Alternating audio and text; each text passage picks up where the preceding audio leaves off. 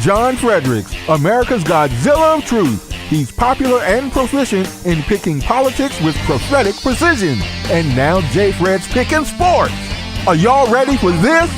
All across the airwaves and streams of the John Fredericks Media Network, John, Jack, and Nate, three guys that are pretty wise when it comes to picking winners. Football, basketball, baseball, soccer, golf, UFC battles, you name it. When the game is on your mind and money's on the line, Godzilla Wins is your guide to picking winners. Before you make that play, hear what J. Fred has to say. Godzilla Wins on the John Fredericks Media Network. Oh yeah, for entertainment purposes only.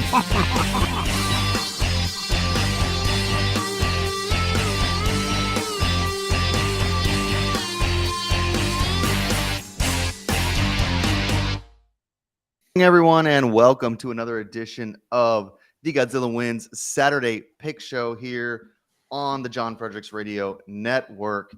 It is Saturday, November 4th, and it is a lovely morning here in Mississippi for me.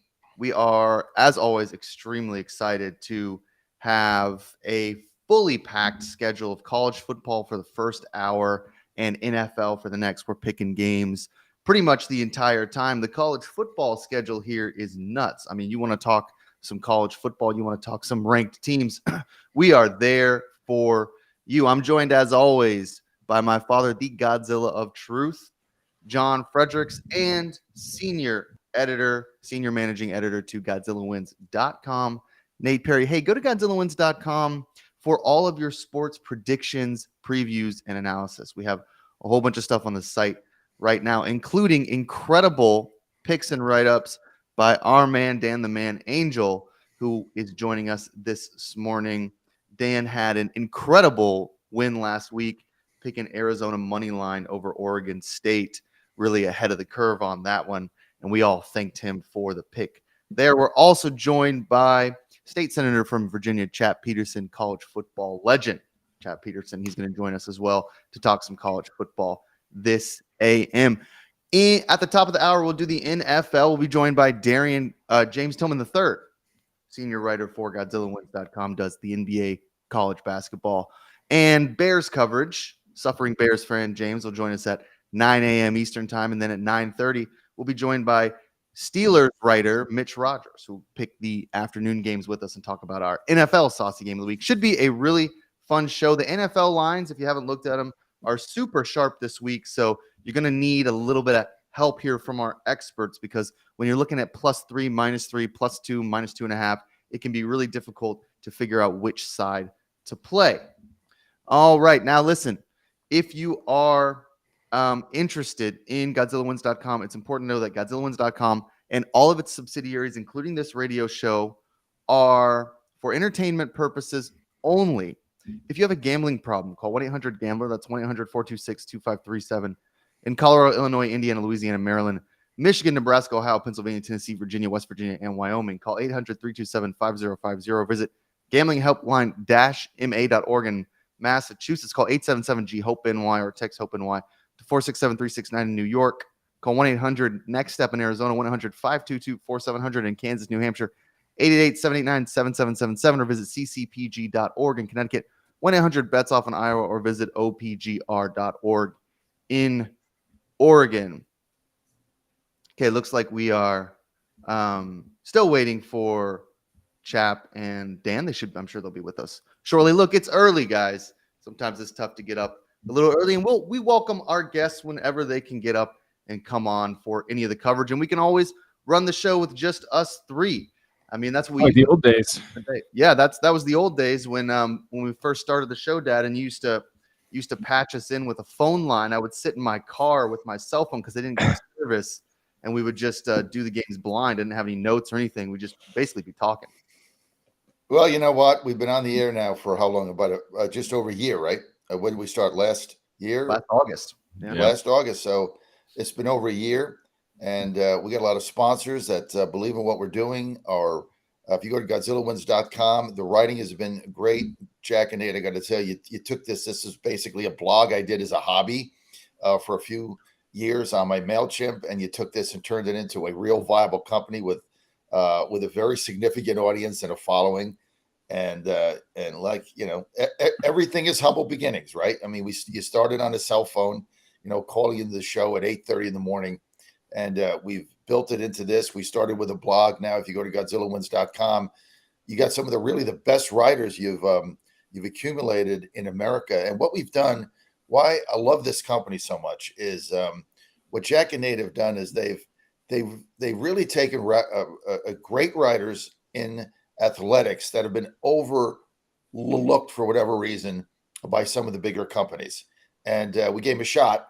And we have talent. I mean, Jack's got an eye for talent. And if you want to write for us, if you got an opportunity, if you follow a team and you have some journalistic background, or you're just a good writer and you're interested in coming on the team, Jack's always looking in Nate for top writers. So Jack, if someone is interested in that and they might want to get involved, what do they do? Do they email? How do they get in touch with you? Yeah, sure. Just email GodzillaWinsBig@gmail.com and I'll get back to you. We always take any submissions. We'll take any pitches. Nate and I have been writing for a long time, and have been pitching editors and submissions teams for probably 10 years. So I always try to get back to everybody because I know how difficult it can be to be waiting on that response. But we don't get as many as the Wall Street Journal or anything like that. We try to respond to the few that come in. It's not exactly. It's not the New Yorker, but it's ours. No, it's not. I was talking with an editor of a trade magazine for education, and she was like, yeah, we get, I don't know, it was something crazy, 15,000 submissions for articles or pitches a year, and it's a big magazine, but it's not like it wasn't the New York Times. I imagine those guys probably get thousands a day just of pitching different op-eds and articles. So it's pretty interesting stuff there. Dad, if you're in a state where DraftKings is legal, we have the best promo code, I think, in the history of promo codes. I walk around, I'm telling people about this anytime I'm in Tennessee, I'm telling people about this promo code. What is the promo code? How can people get involved with DraftKings? Listen, it's so much fun. And right now, the thing about DraftKings is once you get involved with it, first of all, right off the bat, promo code Godzilla. So all you have to do, just download the DraftKings app. You do it to your phone, your Android, your Apple device, whatever. You can do it on your laptop. Download their app. Just go to DraftKings.com, download the free app, and then put in promo code Godzilla. Now, all you have to do is bet $5. Now, look, guys, I know money is tight, but everybody's got $5. I mean, I say this all the time. You go to the McDonald's and you get a cup of coffee. It's $3.95. Okay, you've got $5. You just put $5 in the account. You bet any game that we're talking about today, any game, right? Hawaii, Nevada, Penn State, anything. You put $5 in, you're going to get immediately $200 instantly in free bets. So you're going to start with $205. You put in $5. And then you can play with it. The great thing about DraftKings is if you go on it every day, before you make your bet, check the top line. They have specials and bonuses every day. And now this is the way I've learned to play. I wait for the bonuses. 50% profit boost, 100% profit boost, 25% profit boost. Now they'll limit your bet to $10 or $25 or $50, but you're getting the bonuses. And so, but it's just a lot of fun. You can bet in games, you can bet parlays. I mean, I bet a 17 parlay every NFL Sunday for $20. If you win, it's like 3,000. And of course, I never win them. But if I win the early games, you got action in the afternoon. You bet $20. It's really a lot of fun, and it gets you more in the game. And you can bet the second half, you can bet the quarter, you can bet whether somebody's going to make a first down. You got the props, which I don't do. I don't do any of that. But they're all there. And you got NBA has started. That's fun, especially in the fourth quarter. So all you got to do, go to DraftKings.com, download the DraftKings app, put a promo code Godzilla, put a $5, you're going to get $200 back. And I want to thank DraftKings. They've believed in us from the beginning. And, they've been a sponsor from the beginning. It's tough to get those big companies to sponsor us because we're not big enough, and they're big, and FanDuel and all this. They all blew us off. But DraftKings has been with us since the beginning, and it's really, out of all of them, it's the best company with the best service. So DraftKings, download their app, promo code Godzilla, you're good to go.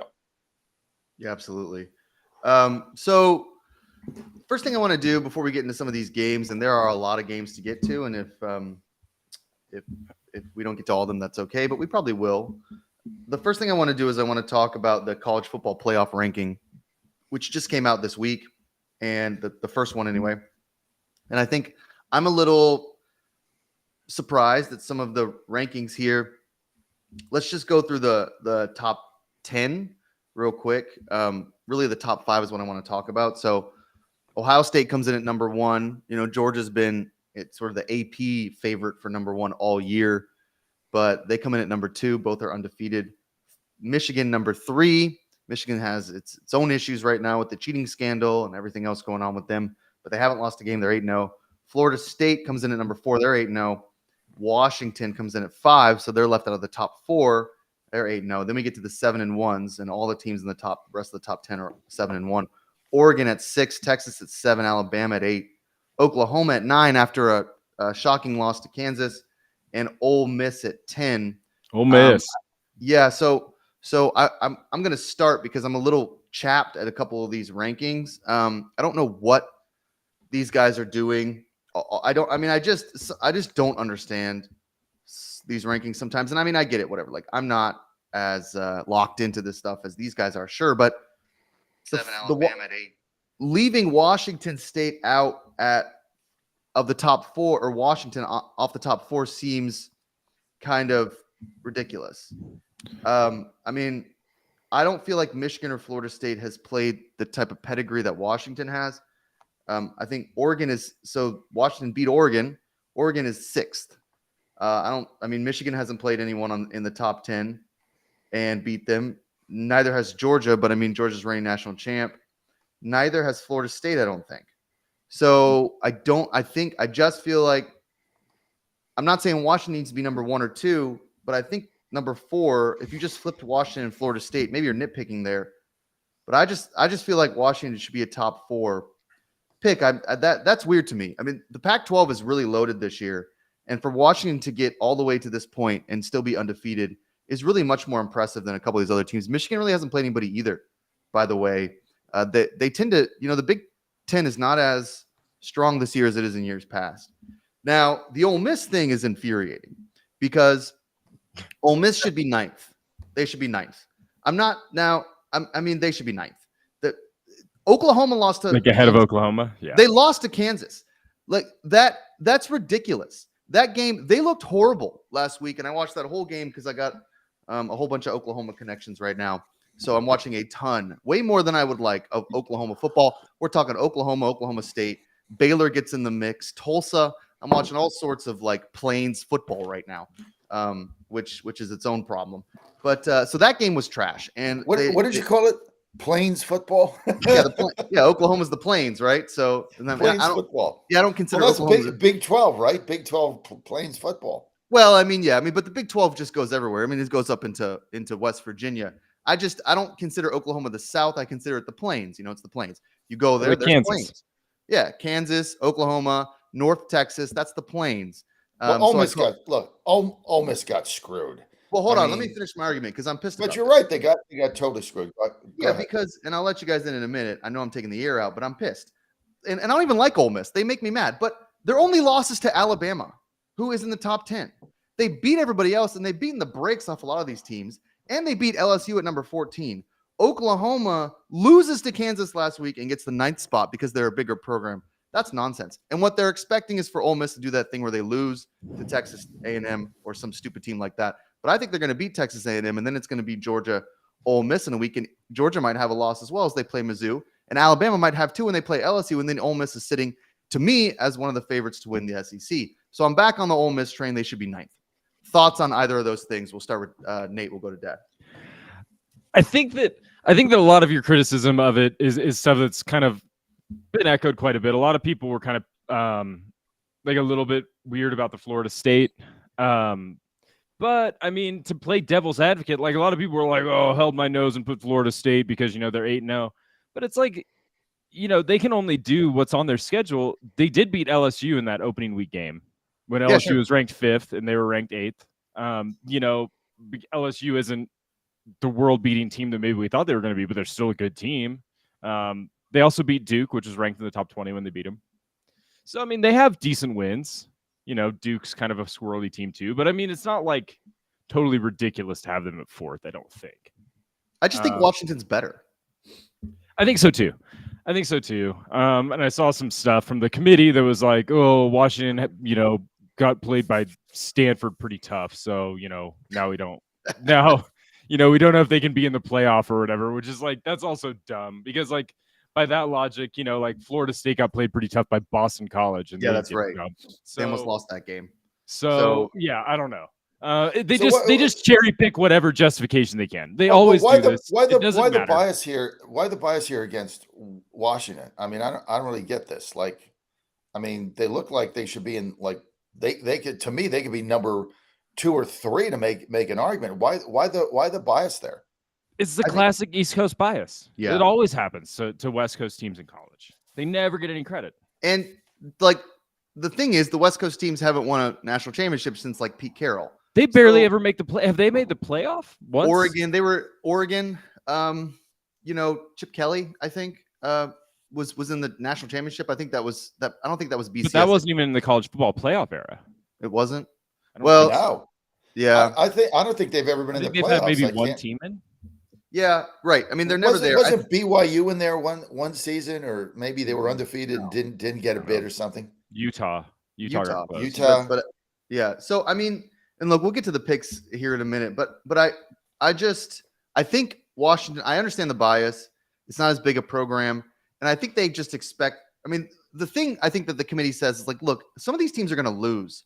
It's the first week of the rankings. They'll just play themselves out or in. Yeah, like it'll just happen and it'll kind of shake out. And there'll be 1 or 2 teams that are undefeated, Ohio State and Georgia, or Michigan and Florida State, whatever. There'll be 2 teams that are undefeated and everybody else be kind of have one loss. But it's annoying because I think they're a better team than number 5. I actually think Washington can maybe win the national championship. And I don't know what those odds are. Hot take.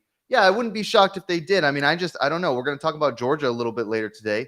I'm not super impressed with anything they're doing. And other than that, I mean, now you're talking about Ohio State and Michigan, and I don't know. I mean, Ohio State can win a national championship. Michigan has yet to show us that they can, and I think that the distractions off the field are going to be a mess for them. Yeah, they cheat. Well, yeah, I mean, apparently, but I don't know. Well, and that's like a the guy got fired. The guy got fired. The guy that, I mean, we need to talk about this. They got a coach and the team going to the other sideline incognito, stealing signs and relaying them to Harbaugh's operation. I mean, how does this even guy get on the sidelines is what I want to know. And then they fired the guy. So obviously Michigan's internal investigation. I mean, look, everybody knew about this, right? And so you want to talk about, cheating, or remember you get back to the New England Patriots did something at other teams' practices or something. But this guy's he's on the sideline of the other team. Nate, can you explain to me how he even got there? And he's roaming around the sideline, stealing their signs, relaying them back to Harbaugh or Harbaugh's operation. How does he even get there? Like, isn't there security? You just can't go and walk on the sideline of the other team, right?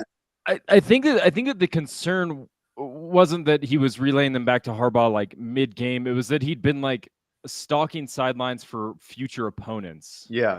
And like sort of before the game, sort of like I don't know, like going undercover, like as a coach, basically, was my understanding of it. And some sort of weird coaching espionage thing. I mean, I guess the only like big takeaway I had is college football staffs must be gigantic, and the head coach must know 4 people on the team. Yeah, the idea that like I could just throw on like a Central Michigan like 3/4 zip with some like half sleeves and just be like, all right, what are we doing, guys? Yeah, and everyone's like running the ball or whatever, like just like talking to you like normal. Like that seems crazy. I think it's like Spygate, right? Yeah, I mean, it's Spygate. Well, I mean, not even like that. I mean, this is like so much like lower tech. He was just like walking around out there. Yeah, the way I feel is like this is the way it's the same thing with the Astros. Stealing signs, like if you want to buy a ticket to a game and like you can figure out the signs, then then Central Michigan needs to change their signs every once in a while. In the same way that like if you go to a baseball stadium and you've got the most basic signs ever, and they got their phones out in left field and they're recording you, and then 2 days later they're trying to steal the signs or whatever. Okay, fine. It's just the egregious sort of degree to which they did it. The same way with the Astros. Like nobody was banging trash cans. Like nobody was just flaunting it in everyone's face. Same thing with this. Like it's so easy to catch. We live in a world where everybody has a phone. You need to assume that your picture is on a camera every time you step outside your house. That's the world we live in now. And so if you're going to steal signs, maybe use a different guy every time, or don't dress up like incognito in a Central Michigan quarter zip and be like, all right, guys, I think we should run this play. Anyway, what's the sign for that play? I'm going to write it down on my notebook. I had forgotten it. Like in that scenario, I think it's just like, they're just being so egregious. But if they were 4-4, nobody would care. Everyone would be like, oh, you should just be better at stealing signs. It's Michigan. It's the Big Ten. It's a scandal. Nobody likes Harbaugh anyway. So I don't really think it's that big of a deal, but it's going to be an issue because there's nothing else to talk about anyway with this kind of stuff. What do you think about the rumor now that Harbaugh goes to Las Vegas just to get out? Oh God, no! That's just what the Raiders need is to pay another coach a ton of money to lose. Yeah, no. I mean, no. He's in those rumors all the time, like Gruden. He's not going to Vegas. I mean, what Vegas needs to do is just like hire a temp. You know what I mean? Like get a temp agency and just like hire just like a guy off the street who, pay him $20 an hour to like, or hire Jeff Saturday. He'd probably do it for cheap. I mean, just hire someone who. Oh yeah, remember him in Indy? What a disaster that was! Oh my God. I think he'd be fine. Maybe they'll hire Frank Reich. He always seems to find a job. Okay, so we went a little long here, but we're gonna get to the games in a minute. One of the reasons we're so pumped up about this stuff, Dad, is because we all take REM sleep from Healthy Cell. This stuff really works. Gets you sleeping right. Tell us a little bit about how you use Healthy Cell, and then we'll get to tomorrow. I went to bed last night at 9 o'clock. I got up at 7 o'clock. I slept 10 hours straight through. I feel like a new man. I feel like I'm rejuvenated. I feel like I'm 10 years younger. I don't get a lot, especially after going to the Thursday night game. I got like 3 hours of sleep. Got to get on the air. I slept a solid 10 last night. Why? Because I take REM sleep. Deepest sleep you're going to get. Dream all night. Thing about REM sleep is it's not like you can take what is it called, melatonin or something. They got it over the counter, stuff like that, or Z, something with a Z, sleep or something. I used to take those. They'd help you fall asleep. That's it. They're worthless. REM sleep supports all 4 stages of your sleep. And sleep, especially as you get a little bit older, you realize how important that is to your body. It needs to rejuvenate, do all the cells, and you want to wake up refreshed. That's what Healthy Cell REM sleep does. I just sent a 90-day supply to my daughter, who said, hey, I heard you guys advertising it on Godzilla Wins. Thanks, Claire, for watching Godzilla Wins. I heard you guys advertising it on Godzilla Wins. I want to try it. I just sent her a 3-month supply. This thing, you take it, you rip it off 15 minutes before you go to bed. You down it in a pack, just like this. Boom, down it. And you're going to sleep like a baby, and you are going to dream. And so I don't remember my dreams, but you're going to dream, which means you're in that 4th stage of sleep. Now, all you have to do, folks, is go to healthycell.com/Godzilla, put in promo code Godzilla. You're going to get 10% off. I'm sorry. What did I say? 10? Oh, no. 20% off. You're going to get 20% off. Go ahead and order a 3-month supply, 1 month supply, whatever you think. You can test it out. But you're going to be back. You're going to subscribe to it because you're going to travel with it. You're going to take it with your family on Thanksgiving because you're going to sleep like a baby. But the thing is, you're going to feel so much better. Healthycell.com, REM sleep, promo code Godzilla, 20% off. So we're going to start with a couple games here. We're going to run through a couple real quick. But I really want to start with Hawaii, Nevada. I know we have welcome, Dan. Oh, Dan's here just in time. Dan heard us. Dan heard us about to talk about Hawaii, Nevada, and he had to slip on here.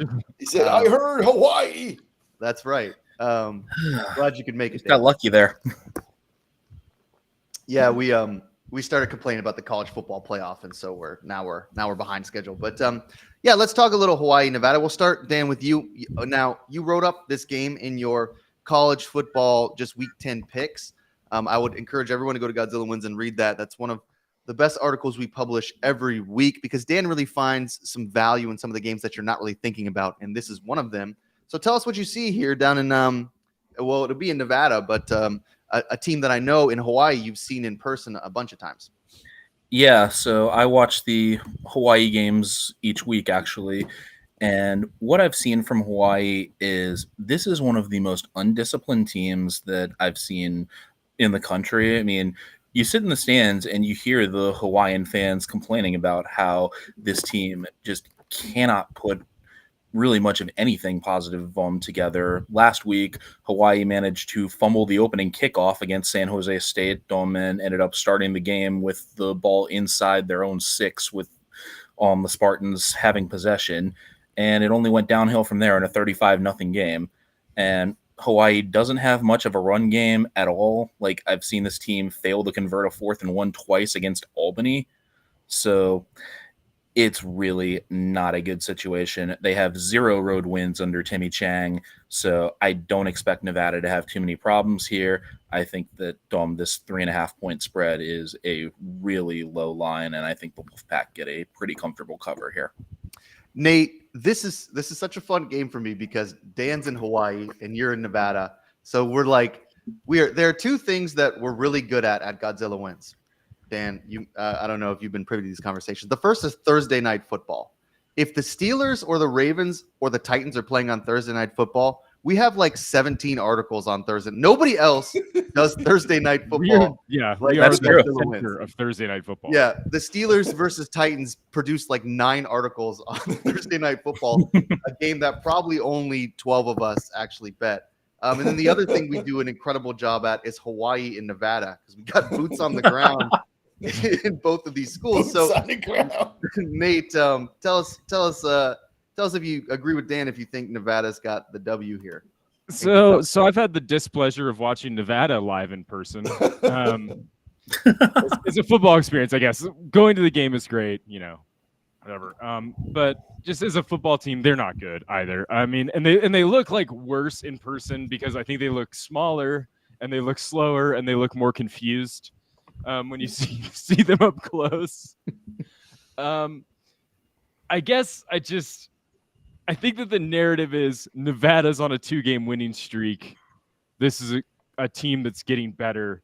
And I'm just not heartened by a 6-0 win against San Diego State 2 weeks ago.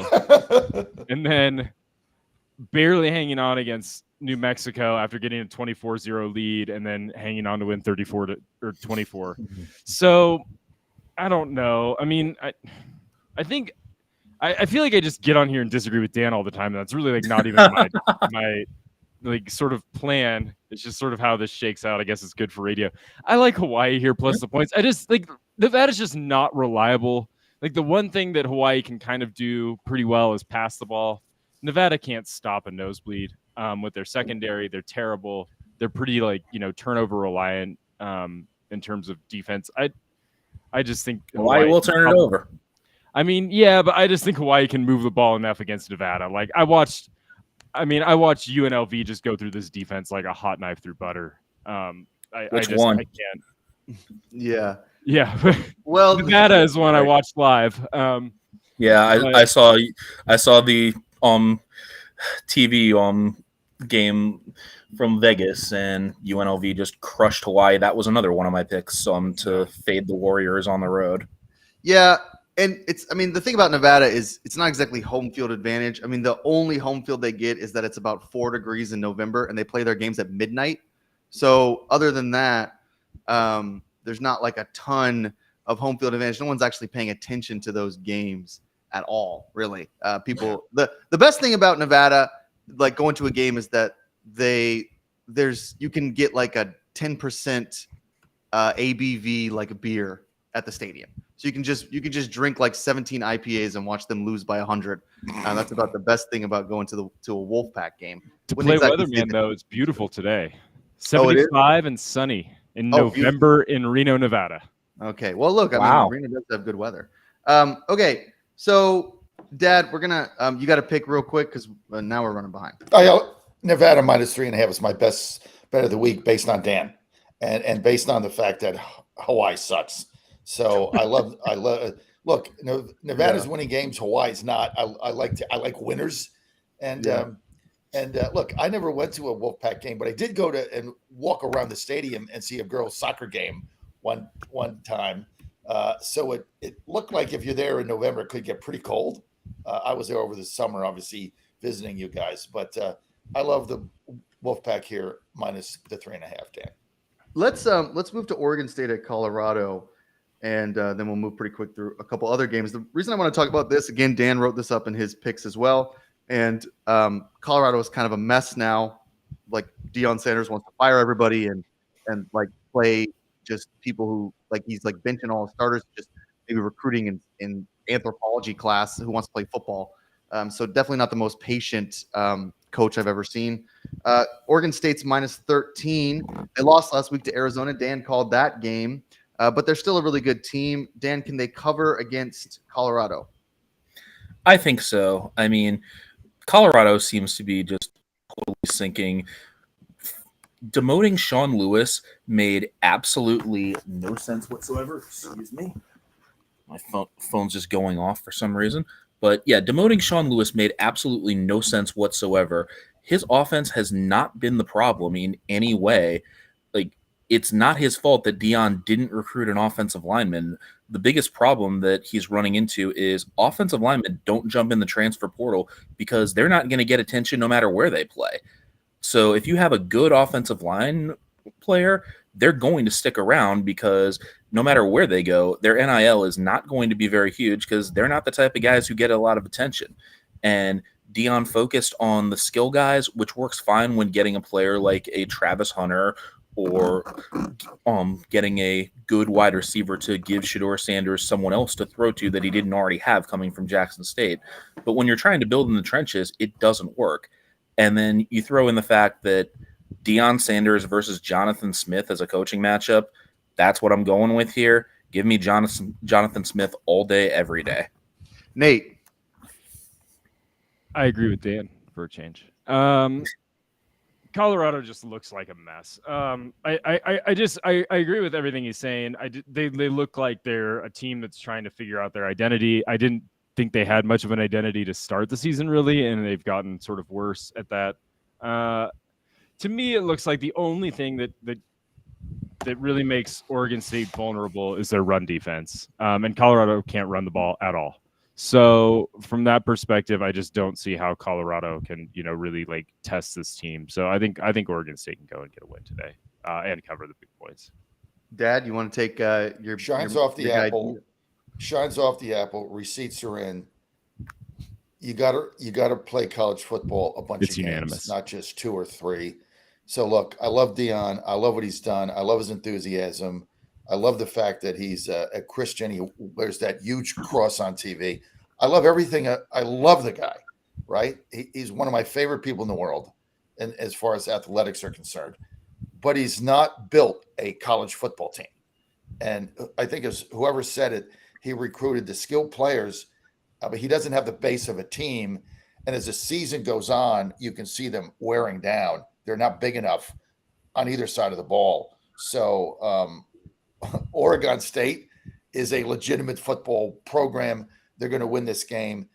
Sanders is going to have next season to legitimately recruit. He's going to have to get in his car and drive places, which he didn't do. Everybody came in on the portal because of the hype, and now the shine's off the apple. And this team has got a lot of issues. I think they're set up for the future, perhaps, with their skilled players, but I'm going to go with Oregon State minus 12.5. This game isn't going to be close. Yeah, so good teams get better as the season goes on because they're well coached. Bad teams get worse because they don't develop, and that's kind of what we're seeing with Colorado. I think Deion will be a fine coach, but I think throwing all the offensive linemen under the bus is a little weird. Offensive linemen, like Dan says, they're very loyal. They're taught to be loyal because they're taught to protect. And so they're not the type of players who are just going to jump in the portal, and they really have to trust their coach because otherwise they get replaced so quickly. And the Pac-12, you have to win in the trenches. I think the idea in the narrative in America is that you can just throw the ball all around the place and win 75-60. That's not really true anymore. A lot of those Pac-12 teams have pretty good defenses and are, just as big as anyone else. So I'm with you there. Okay, let's move on to some Plains football here. Oklahoma traveling to Oklahoma State there. Oklahoma's -6 on the road, over under 62. So big over under here. Oklahoma lost to Kansas last week, but maybe Kansas is good. Oklahoma maybe at some point was going to lose. Maybe they bounce back this week. Dan, what do you think? Do you like the Sooners on the road? Well, I've got this right up on Godzilla Wins, and one thing with Bedlam is you always expect a lot of points in this matchup. I think the last time that Oklahoma State managed to get a win in Stillwater and didn't score more than 30 was 1966. So the points are very likely to come in bunches. Oklahoma State's run game has been outstanding. What Ollie Gordon has done the last couple weeks has been simply fantastic, and he's actually doing it against some of the better defenses in the Big 12. Cincinnati, for all their faults, their run defense is pretty solid, and Gordon went for 200 against them, went for over 200 against West Virginia, and Oklahoma just really could not stop Kansas's run game. So if Kansas can do what it did last week in Lawrence, Gordon's probably going to have a pretty good day. I don't expect Oklahoma State to be able to stop Oklahoma's offense, so I think this over-under is very much in play. I really like this over, and I think Oklahoma State does end up with the cover because this is probably the Cowboys' last chance to really ruin a season for the Sooners because they're probably not going to be playing again after Oklahoma goes off to the SEC. Yeah. Nate. Yeah. Okay, yeah. So this is actually a team that I like sort of sneaky love. Jack knows about my love for the Oklahoma State Cowboys. I've probably seen more games at Boone Pickens Stadium than I have in UNR at Mackey because my dad went to Oklahoma State. So I like this rivalry. I'm sad to see it go. Like Dan said, this is probably the last year that they'll be playing it because Mike Gundy basically got up and was like, I'm never playing Oklahoma again after they left us. So I like Oklahoma State here, just one last time to sort of screw things up for Oklahoma. I think they get up for this game. Obviously it's in Stillwater. It's going to be super emotional. In this sort of game where the stakes are super high, I just lean towards the underdog, and I can't bet on Oklahoma in this game anyways. So Oklahoma State. Dad. About 30 seconds. I want to know why they're number 9 after they got beat by Kansas. You That's got to right. be kidding me. Ole Miss should be number 9. This is such baloney. This team, this is going to get beat by Kansas. Ole Miss got beat by Alabama, and they were in the game, right? They got blown out. Come on. I'm going with Oklahoma State here. I'm going to take the 6. This is going to be a fun game to watch. But you get beat by Kansas, you got some issues going on that. This is a 6 and 2 and exposed the entire time. So I'm going to go with the Cowboys +6. I think they win the whole game. Yeah. So to Dan's point, Kansas is good. My complaint with the 9-10 is that I think Ole Miss's loss is better than Oklahoma's loss. But there's nothing wrong with Kansas football. And like I said, look, I'm a big Plains guy. So Kansas, Oklahoma State. Maybe Baylor, throw them in there. Tulsa, maybe Oklahoma City College. I think you're reaching now. School. Oral Roberts, they got a program. The lower Midwest. Lower Midwest. Oral Roberts doesn't play football. Baseball then. Okay. Yeah.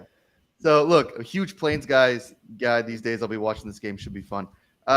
Before we get to some of the really big games, including in about 10 minutes, Mizzou traveling to Athens.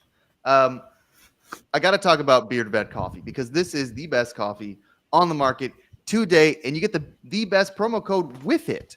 So listen, Beard Vet coffee, go to beardvet.com. These guys are veterans of the war in Iraq and Afghanistan. They went over there, Kenny and Sean, they couldn't get a good cup of coffee. They came back and decided they want to not only make good coffee for veterans and everyone else, but also supply everybody with their beard needs. This is some of the best coffee on the market. You can get whole bean, you can get K-cups, you can get the ground coffee. It comes quickly. Shipping is reasonable. And with the promo code Godzilla, you get 10% off all of your coffee needs. So you go to beardvet.com. That's beardvet.com. You want to support those guys and support us. Promo code Godzilla. That's promo code Godzilla. 10% off all of your coffee needs. Really just an incredible company, and do whatever you can to support them because, you know, they support us, but also they just have an incredible product. I mean, this is really good coffee. So if you haven't had any, go ahead and check it out. Beardvet.com. Promo code Godzilla. 10% off all of your coffee and beard needs. I just went to make some more. My coffee ran out. As soon as you started talking about it, I got like crazy crave. So I had to go mix. I got some brewing right now, and did the beans. We do the beans on the weekends, right? Where you grind them up in that little thing that she has, whatever it is, the bean thing. But yeah, I just went to put the thing. It is so good. Beard Vet. I just ordered 10 boxes because we're going on the road again. We got election night coverage. I ordered 10 boxes of the K-cups. They just came. Got to put some on the RV bus. Got to put some in the office. Got to put some here. This coffee, you just got to try it once, right? Try it one time. Yeah. I tell you what, just go to beardvet.com, try it one time, put a promo code Godzilla. You're going to get 10% off, over $50, free shipping.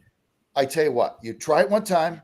You don't like it, I'll send you your money back, me personally. All you have to do is email me at john@jfradioshow.com. That's how confident I am that you will love this coffee. If you're a coffee connoisseur, if you want to drink the garbage in the hotels, I can't help you. This stuff is the best coffee made. John Frederick's money back guarantee. Just don't accept any checks. Because I'll never send anybody any money ever. Because they're going to get it and love it. Yeah, no, absolutely not. Yeah, just money back guarantee there. Money back guarantee. Nothing like getting a check from John Fredericks with absolute confidence and going to the bank with it. Because I don't have a checking account and does that, so I'll have to figure that out. I know. I haven't written a check in 30 years. Look, yeah, I know. You can send them cash. You used to do that to me. You'd be like, "Hey, I sent you a little something," and like $15 and ones would show up like 6 weeks later in an envelope. So always appreciate the support. I don't have a checking account. Okay, let's go. Yeah, let's go to Notre Dame at Clemson here. We'll talk about this game pretty quickly, but I do love Notre Dame. I love the Irish this year. I think they're a complete team that just can't seem to figure it out. And Clemson's they're plucky, is what I would say. You can't really count them out either. The spread here is Notre Dame -3. This is in the name escapes me. Tiger Stadium. What do they call that place? Death Valley. 44.5. Memorial Stadium, Death Valley, either one. Yeah, that's right. Dan, did you write this game up or did I make that up? No, I did not write this one up. I did put it in the weekly column. So the weekly column. Yeah. Well, we'll start with you then. What do you see here? Yeah, I see one team that looks like it's still a threat to make a New Year's Six bowl, and one team that looks like it's going to struggle to make a bowl game at all. I mean, Clemson just really hasn't shown that it can play with good teams. They haven't shown that they can do anything on offense whatsoever. And I think Notre Dame is just going to run over this team. And when you're having problems beating the likes of NC State, which, I mean, State really hasn't looked all that strong this year, I don't see Clemson being ready to handle Notre Dame's offense at all. So Notre Dame -3. I mean, I like that pick too, but I'm just a huge Notre Dame fan this year. Nate, what do you think? I like Clemson here. I think this is. Yeah, I think this has got to be like the bottom for Clemson. I mean, the turnover luck has been really bad. They've lost like 10 fumbles this season. They lead the NCAA in fumbles. It seems like at some point, Clemson's outgaining opponents and just doing stupid things to lose games. At some point, that'll kind of correct. So I like Clemson plus points here. Dad.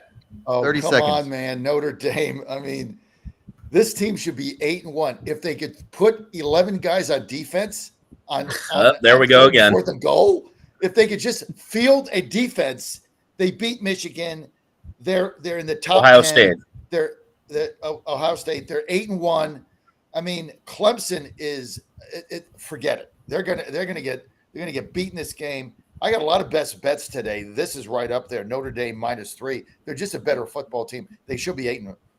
I'm going to go with the Irish laying the field goal. You can't There you say go. Notre Dame around John without getting a lesson on how to count to 11. That's right. Two plays in a absolutely. row. Look, he- No, I know. I mean, it's just He it's just- just you can't figure this out. And I bet Notre Dame in that game. And I'm at the TV counting the players myself. I'm like, WTF? Put your defense on the field, coach. I mean, they should have look- won that game. They should be 8-1. They got an NFL quarterback playing for them. This team is underrated because of that one defeat. These two defeats they had. They had one really bad game. I don't know how they probably are not going to make the playoffs, but this is a very dangerous team if they make it. Yeah. Well, we'll see. One thing with that is he forms his impressions early and often does not change them. That's why I'm a winner, right? I stay with stuff. Yeah, that's right. right. I stay. That's if Yeah. you're see the millennials don't do Value that. They added. bounce around. If you're a boomer, you understand you got to stick with stuff. Just like I stuck with Godzilla Wins when we first started. 2 years later, we're a powerhouse. You got to stick with stuff. That's right. Yeah, value added strategy there. LSU at Alabama, big game Ooh. for the Wow. the Renaissance Ole Miss fan that I am now that we're 7-1, and I think that we're like an incredible football team. Now that we got past Vandy, so this is huge implications. I'm serious. This is huge implications for me because if LSU wins, there's a path to Atlanta for Ole Miss, but it also includes beating Georgia. So don't worry about that right now. That's a couple weeks away. LSU +3 traveling to Tuscaloosa. You know, Dan, I don't know. I don't think LSU's that good, and I think Alabama might not lose again. This is what they do. This is what Saban's teams do. But I don't know. What do you think? You Alabama -3, or you like the Tigers? I'm liking the over here. I do not see LSU's offense slowing down for really anybody. The Tigers put up points like nobody's business, and their secondary is not very good. And Alabama is going to take several deep shots against this secondary. So I think a lot of points are going to be scored. And that actually favors LSU. Historically, I think I actually wrote this up on Godzilla Wins that 24 points has been the magic number for LSU. If the Tigers get there against Bama, they're 4-0. If not, Nick Saban is 12-1 against LSU. So 24 points is what LSU is looking for here. I think they get that. So I think they actually do manage the cover in Tuscaloosa. But the main bet that I'm looking for here is over 61.5. Yeah, as we speak, it just went up to 3.5 on DraftKings. I like that. I just bet it. It I like went up 3.5 a lot. from the time we got on to right now. Went up to 3.5. I just bet the Tigers. This is going to be a very tough game here, folks. I mean, LSU is a good football team. I agree with Jack's assessment. Alabama they always get better as the season goes by. They lost that one game to Texas, but they've had some problems in the first half. And yes, would I love to see Ole Miss get in the championship? Absolutely, but I'm not basing it on I would love to see Ole Miss get there. I'm basing this on the fact that I'm getting 3.5. This is going to be a very tough game. LSU scores points, and so Alabama's going to have to answer that. I don't do over under, but I'm going to take the 3.5 here. Tough game. Nate, the Getter fans are clamoring for your opinion. They are. I like Alabama. Yeah, I knew you would. Yeah, I like Alabama. I mean, my thing is, and Dan sort of spoke to this a little bit already, so some of this will be kind of rehashing what he said. LSU's offense is electric. Alabama's offense has looked a lot better since their sort of early season struggles when Milroe got benched. He's looked a lot better since coming back, particularly on sort of like long passing plays. So for me, this comes down to kind of which defense do I trust more? and I trust Alabama's defense to get stops more than I trust LSU's defense to get stops. If you look at PFF's database where they grade all the players, hilariously, LSU has 0 defensive backs in the top 200. They just can't stop anyone, and they just don't have any talent. So, I just like Alabama for that reason. It's just if I want a defense to get a stop, I like Alabama better than LSU. So I'll lay the points with Alabama. I think the over here at 61.5 is a smart play.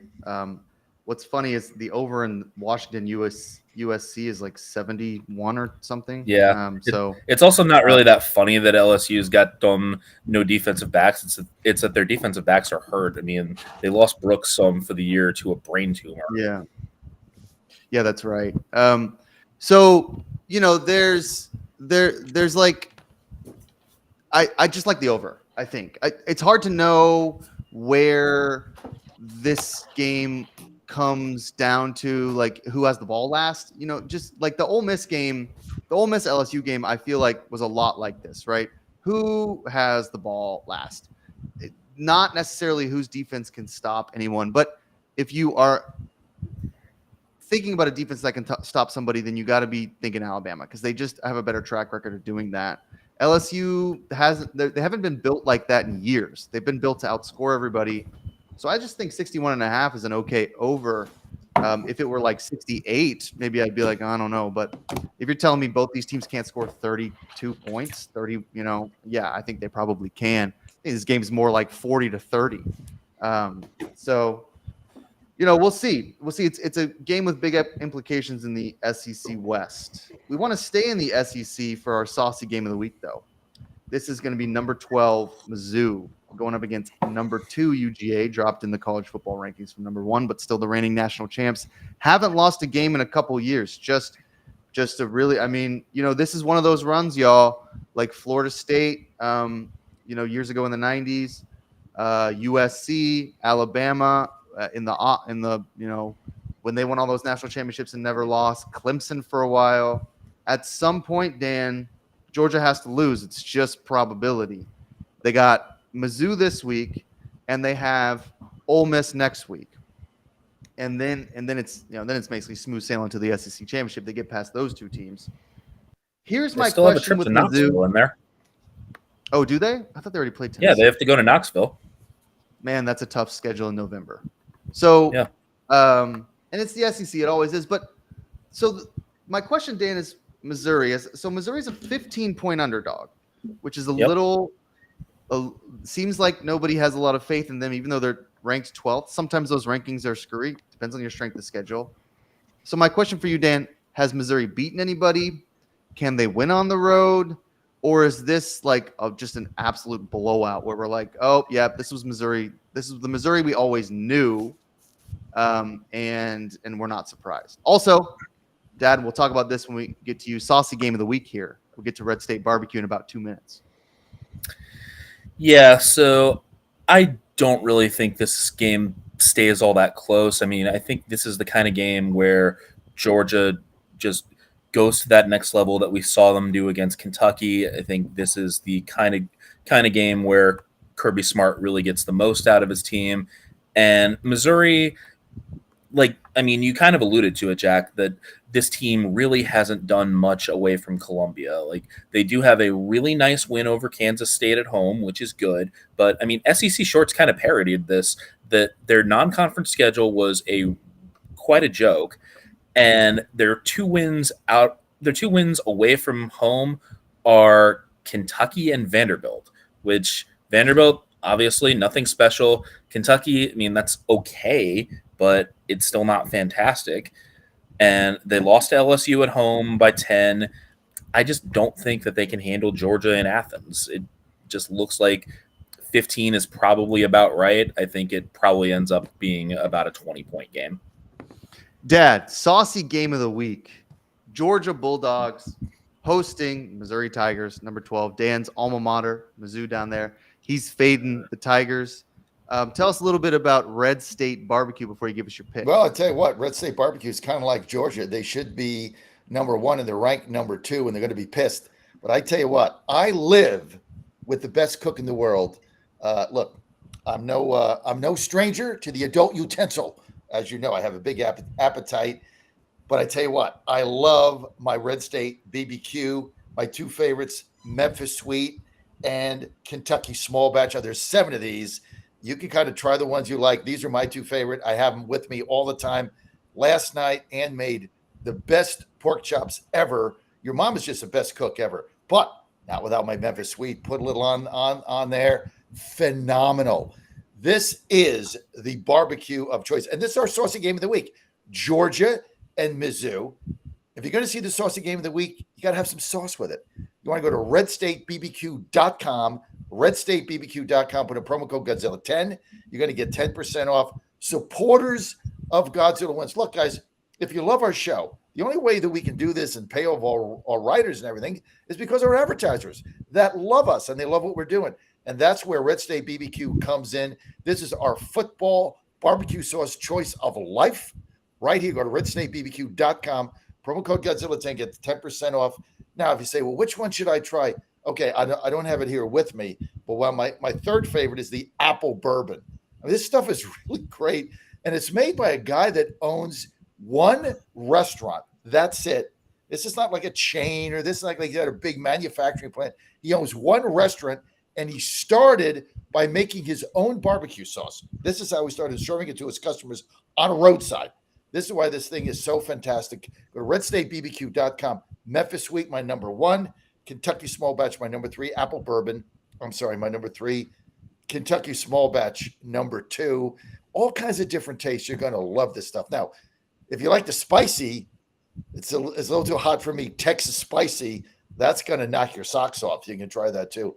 redstatebbq.com, promo code Godzilla10, our saucy game of the week. Okay. We'll end with Dad. We'll go to Nate right now for his pick here. Are you going to fade Dan again, Dad? Yes. I'm going to fade Nate. Whatever Nate's pick is, I'm fading him. No. Has he picked one of these SEC games right all season? I don't know. Maybe one. I'm going to fade him. Okay, go ahead, Nate. All right. I actually kind of like the over here.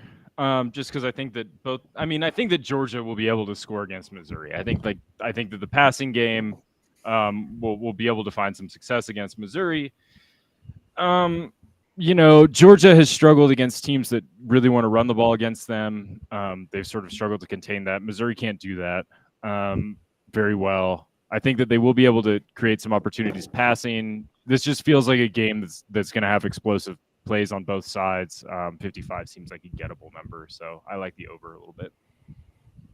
Yeah, so here's my play in this game. It's very complicated. Let me write it down. I don't know what I'm doing. Okay, Mizzou plus 4.5 in the first quarter. Then Mizzou playing twice plus 8.5 in the first half. Georgia has been starting slow this year, and Missouri gives them trouble. I don't know why. Like, I've watched a lot of Mizzou, Georgia over the years. In a lot of years, they just give Georgia trouble, and then Georgia picks it up. I expect Georgia to win. If I hit both of those, which I am very confident I will, then I'm going to live play Georgia when the spread is, a little bit down for the rest of the game. And hopefully I can win all 3. So wait, is your third bet? I get the first 2. So this is interesting. Is your third bet is your third bet Georgia in the second half or the line in the game? Well, yeah, but it's live because it'll just be a live play Georgia, whatever the spread is at the second half, because whatever the spread total is now, score of the game. Right, got it. Yeah. So if it's tied at the half, you're not going to lay 15.5. You're going to lay like probably 7 or 8, and so you're going to take Mizzou. Who knows? Could be 3. I'm going to do this. I'm going to take Mizzou 1 plus 4.5. Mizzou first half plus 8.5. Yeah. That now the second half, whatever Georgia is, kind of like a 3-way parlay live bet. I like it. Yeah. Shot. Should be fun. We'll see. Should be a fun game. Look, as always, Dan, we want to thank you so much for joining us. You can find Dan's writing at GodzillaWins.com. He does all the college football stuff for us. You can find him on Twitter at DanAngel11, and you can find him on Instagram at Dan.Angel. It'll be easier next week when you guys change your clocks and I don't. Yeah, that's right. So I guess it'll be a little earlier for you, or be at the same time. 3 a.m. start instead of 2 a.m. 3 a.m. start. Yeah, that's right. Well, we'll see you next week, Dan. Should be fun. College football season heating up. Thanks as always for joining us. You're doing a great job, Dan. By the way, you're doing an outstanding job for us. Thank you. Looks Great job. happy to help. At the top of the hour, we're going to talk some NFL football with James Tillman III and with Mitch Rogers, one of our new writers for the Steelers. Don't go anywhere. We'll be right back with some NFL.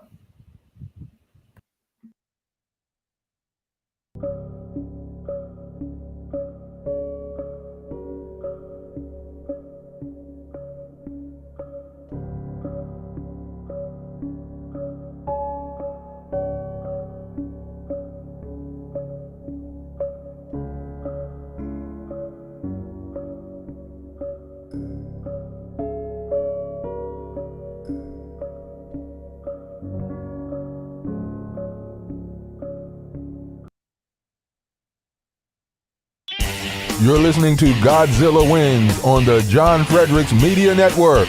For a deeper dive without the jive, visit the website of winners, GodzillaWins.com.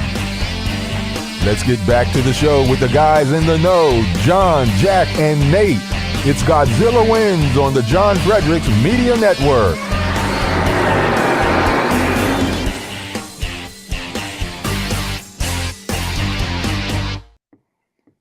All right, we are back and should be joined by James Tillman III here pretty soon for the NFL segment here, the early games. Bears superfan and writer James Tillman III joining us for this 30 minutes. While we talk some NFL, should be an incredible NFL. Look, both of y'all, before we start, the lines here are so sharp this week. If you're just, I wrote them all down. I mean, I always do that every week. They are so much sharper than usual. This is going to be a very difficult week to handicap these lines as these teams are so paired well this week. So we'll talk a lot about that. A lot of fun games. And of course, our NFL saucy game of the week, which you want to stay tuned for because it's a big one as always. Now, Dad, before we get to our games, I want you to talk a little bit about Thursday night football. You went to the Pittsburgh Steelers. You went to the Steelers game where the Titans played the Steelers. They lost by 4, but Will Levis looked pretty good. Take a couple minutes, just tell the audience the experience. I know you had fun in Pittsburgh and maybe like your hopes for the Titans. Then we'll get to some of these games. Loved it. I had so much fun. This is the first time I've been obviously to Pittsburgh, and I haven't been to a lot of games outside of Nashville because, I'm a homer. I think I went to the Falcons game a couple when we lived there 3 or 4 times. So not in the new stadium, the old one in Atlanta, Fulton County Stadium. So I'm trying to think. That's probably the only NFL games I've been. We went to Tampa in the Super Bowl, and then we went to Atlanta for the Super Bowl. But I've never been in Pittsburgh. We had great seats. The Steelers, we carry them as our affiliate across the nation. So I get 4 tickets to the game of my choice. Obviously, I picked the Titans, but I loved it. I mean, the stadium there is fantastic. The people. This is the thing. I came in. 2 things shocked me. I came in my entire bling, right? Everything, right? Titans hat, scarf, coat, blue, medallion. And a lot of people said, oh, you can't really wear that at Pittsburgh. 2 things shocked me. Number one, the number of Titans fans there blew me away because we're like a small market team. We don't travel. The number of Titans fans there was shocking. I mean, I was not alone. So that was kind of fun. And then it's just a great stadium to watch a game at. And everybody was nice to me. I mean, nobody was like yelling at me or giving me the finger, any of that, throwing beer. I mean, none of that. Pittsburgh fans are so nice. They're very knowledgeable about the game. They love their Steelers. They got their towels, but it was a fun atmosphere. And now obviously, Pittsburgh won, so they were happy, but I really enjoyed it. And we had great seats that the Steelers organization gave us. So I was 50-yard line, maybe 20 rows up. So seats like I've never had or could never afford, but it was fun because you could see, and we were on the Titans sideline. Obviously they put me there. So you could see like Vrabel's facial expressions. You could watch the offensive coordinator. You could watch all the coaches explaining things to the players. it was really up close. You could see D-Hop talking to Levis. But then the most fun was watching this young quarterback, Will Levis. You know, he's very young. He's a rookie, second game. He's calling audibles, and you know, he's getting his feet wet. So he's given, as a Titans fan, we got beat, but you get hope that, you know, maybe the first time since Steve McNair, we really have a quarterback, maybe, you know, and with an arm. If you're an Oilers Titans fan like me, we haven't had a quarterback with an arm. You got to go back to Warren Moon. You got to all the way back there. None of these guys had this arm like this guy has. So it's exciting. You know, now our defense let us down and we got issues. But when you have a young quarterback like that, it's exciting. But boy, if you ever get a chance to go to a Pittsburgh Steelers game, I would rate the experience a 10. The other way is the way it's laid out. Like, you go to a football game, there were 67,000 people there. You expect, okay, forget about getting a beer, forget about concessions. No, they have it laid out in such a way that maybe you're online 5 to 7 minutes, 10 minutes max, get your beer. They also have these huge operations where no beer, no wine, liquor. So you can get liquor, vodka tonic, you know, whatever you want, bourbon. So that was fun. Anyway, I had a great time there. And Titans, you know, look, we're not going to make the playoffs. We're 3-5. We'd have to win, 7 in a row. Not going to happen. Haven't won a game on the road since last November. It's been a year. But there's hope because we have what appears to be a future legit quarterback in Will Levis. So that was exciting. So I went to go get a little bit more beard bed coffee while you. I got mine here, baby. Look, couple things that I heard while I was pouring the coffee. Number one, the Falcons never played in Fulton County Stadium. Georgia Dome is what you mean. No. When I first moved to Atlanta, I had season tickets, and they played in Atlanta Fulton County Stadium many years ago. So when I actually bought season tickets to the Falcons, and it was in Atlanta Fulton County Stadium. This was before Deion Sanders came and made the dome, as he says he did. So that was way before you were around, Jack. Before you were born. Yeah, I mean, I never remember them playing in Fulton County Stadium, but okay. And then the other, Steve McNair had a rocket. I don't know what you're talking about. Warren Moon. He hurt it. He hit an arm. He could never really. The thing on throw the ball. McNair was always that he couldn't get the ball downfield. That was always the thing on him. McNair had a great arm. And they had a really good receiving core back then. Yancey Thigpen, Kenny Dyson, all those guys, Frank Wycheck. They passed the ball really well. They just also had Eddie George. It was a different time period, but Steve McNair could throw the ball. So, you know, we want to defend one of my childhood heroes there. Look, I love Steve McNair. Bless his soul. You know, he died in that horrible thing that went on. His girlfriend shot him or something, but was just horrible. But if you want to really go back to the biggest arm, Oilers had the two biggest arms in history, and that was Warren Moon. The guy could throw the ball 70 yards. And then you got to go back to Dan Pastorini, who at the time was said to have the strongest arm in football back in the day. The biggest arms of all time? Like, what are you talking about? Pastorini, Peyton Manning, big arms. like Mahomes. Now I'm talking about you could throw the ball 70 yards, right? I think Mahomes could throw the ball 70 yards flat-footed. I'm going back in time. I'm not talking with his about left the contemporary quarterbacks. I'm going back in time. Dan Pastorini, get out of here. Okay, let's talk a little about football players who have played football before the Korean War. So we're going to move to the Dolphins at Chiefs, which is the first game on the schedule here. Early game. There's a lot of weird kind of early games. I mean, this will be kind of a fun game. Dolphins are +1.5. They got to go to Arrowhead. Over/unders 50. Nate, we're going to start Germany. This is Germany a Germany game. Oh, that's right. Yeah, that's why it's Germany game. So this is the Germany game. So Nate, we'll start with you. Dolphins +1.5. What do you think? You know, this game is funky. You know, in large part because, you know, obviously there is no home field advantage playing in Germany. But man, the Germans got a good game. Dolphins Chiefs. I like the Chiefs here. I do. I like the Chiefs because so much of this, and especially when you get two good teams like this, is you're sort of, it's strength on strength in terms of offense, right? I mean, the Chiefs have Mahomes, they have Andy Reid. They'll always just figure it out offensively. The Miami offense has looked incredible at times, and sort of rates out pretty well. I think the difference is that the Chiefs actually have a pretty good defense too, and the Dolphins do not. And the Dolphins have struggled when they've played good defenses. But I mean, this is a Miami team that gave up 48 points to Josh Allen, 34 points to Justin Herbert, over 30 points to Jalen Hurts. They've given up a lot of points. I suspect they will give up a lot of points again in a losing effort. So I like the Chiefs here. Dad, I'm going with the Dolphins. Look, there he is. Something is wrong with this Kansas City club, right? They just don't look like they were. Look, Miami doesn't play defense, but I think they're going to put a lot of points up on this board. There's going to be back and forth game. So as bad as the Fish defense is, I'm not sold on the Chiefs. And going to Germany here, there's going to be this speed that Miami has running around that receiver core, just the sheer quickness and speed of them, I think is going to be more than Kansas City can handle. So I like the Dolphins here to win this game. And so I'm going to certainly bet I'm going to take the 1.5, but I like the Fish here going to Germany. And I think they're going to put up 5-6 touchdowns. And so, how does Kansas City keep up with that?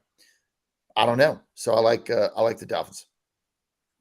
Yeah, I don't know what you're talking about. The Chiefs are 6-2. There's nothing wrong with the Chiefs. They're 5-3 against the spread. Yeah, but a lot of these And games, a lot of these games, they don't look like the Chiefs of old. And going to Denver, scoring 9 points there, that they just laid an egg. I mean, it's not like you're watching the Chiefs like you did in the past, and you're like, crap, who's ever going to beat this team? I mean, you don't really feel that way. You feel like, they're good. Their division sucks. They're good. No question. Yeah, I don't know. But I don't know. I mean, do you really look at the This Chiefs is- and say, no. "Oh my God, they're unbeatable now"? I don't think so. Hey, look, I don't know what you're talking about. So, like, they lose a divisional game to Denver, and now all of a sudden they suck. I mean, they're 6-2 In Denver. Well, Uh, Denver's also. pathetic. I mean, it's just yeah, but I mean, like, these games happen. Like, we've watched almost every team lose. I mean, the Cowboys lost to Arizona. The Bills have bad loss. Everyone has a bad loss in sort of clunker games. It's the NFL. I'm not really drawing too many conclusions off of one bad game for the Chiefs. I mean, Miami's played stupid looking games too. So yeah. Yeah, I mean, that's right. And it's in Germany. So I guess you never know, but I don't like the Dolphins here. I think the Chiefs are fine. Plus 1.5 or minus 1.5 is a great spread for a team that is a Super Bowl champs against a streaky Dolphins team. Let's go to the Vikings traveling to Atlanta to play the Falcons, not in Fulton County Stadium. This is going to be in Mercedes-Benz Stadium since it's not 1944 anymore.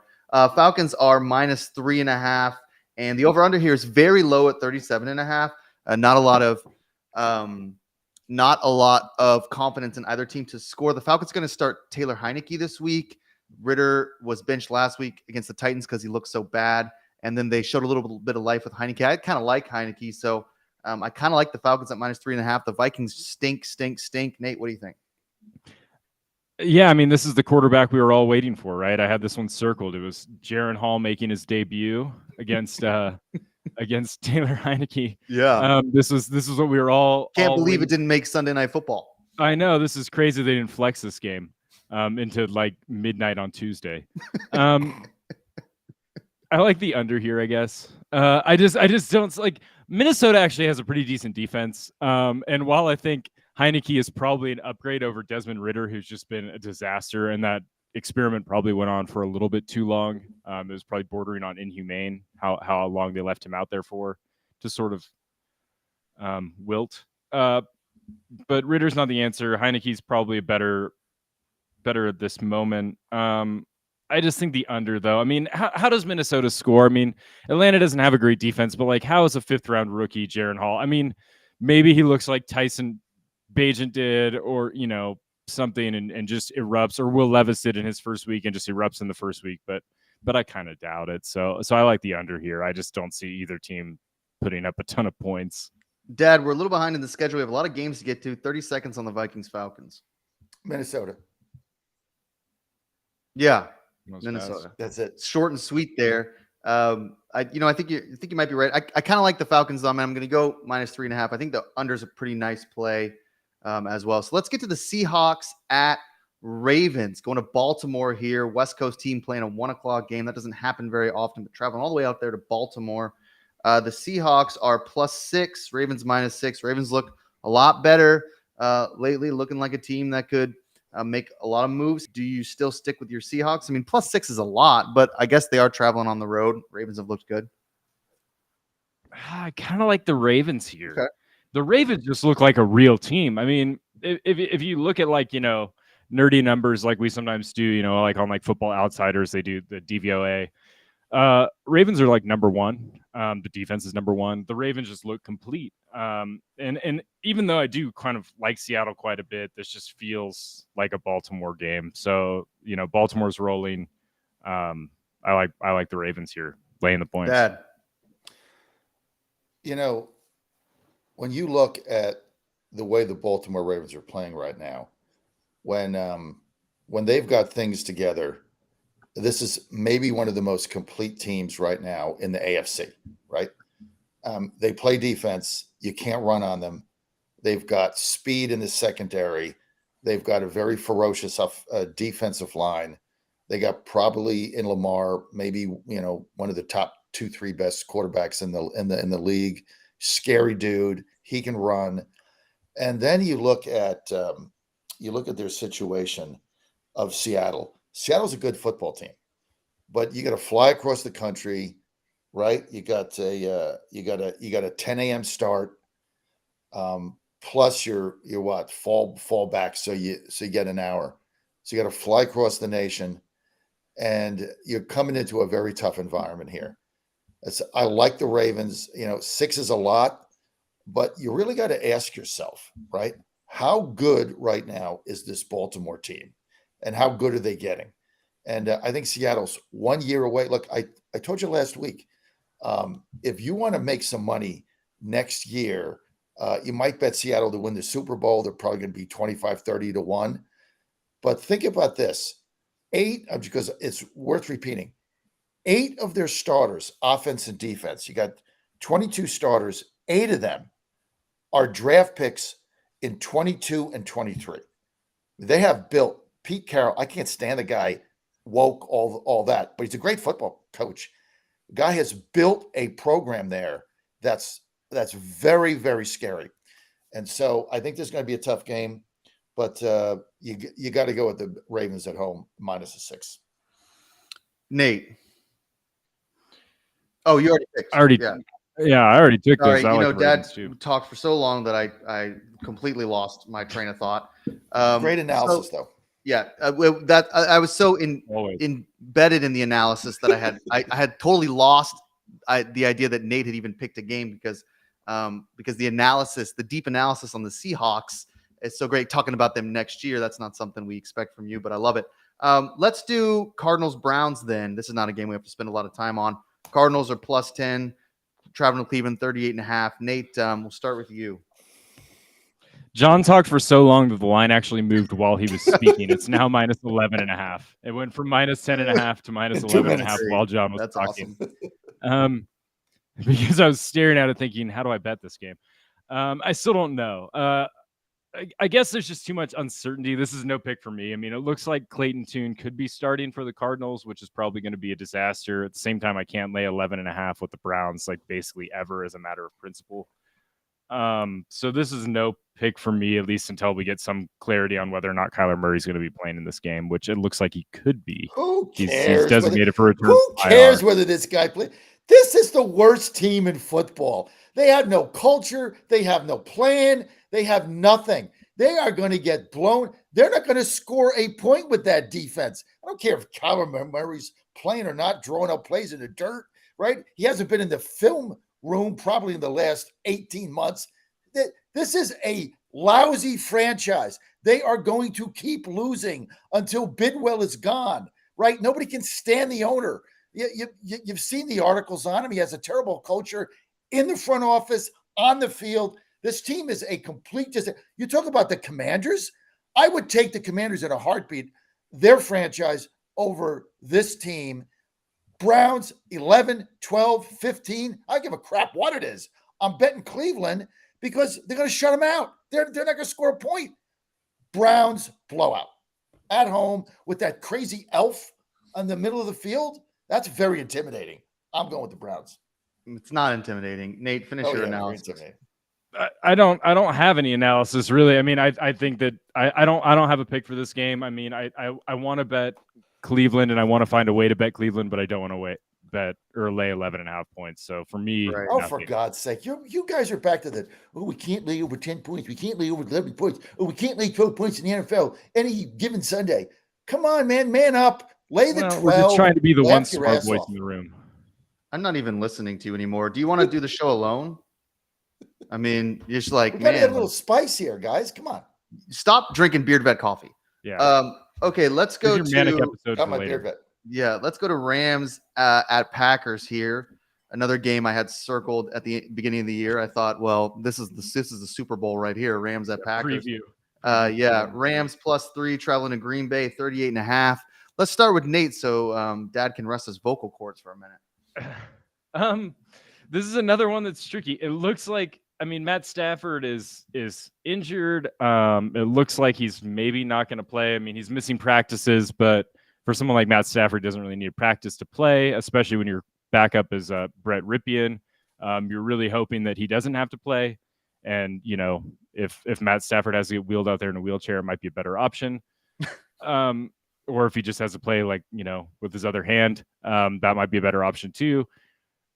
So for me, I mean, I like the Rams if Stafford is going to play. The line looks like maybe Stafford isn't because it's +3.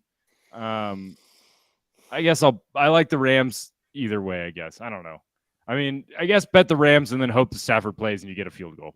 That's what I hope. Yeah.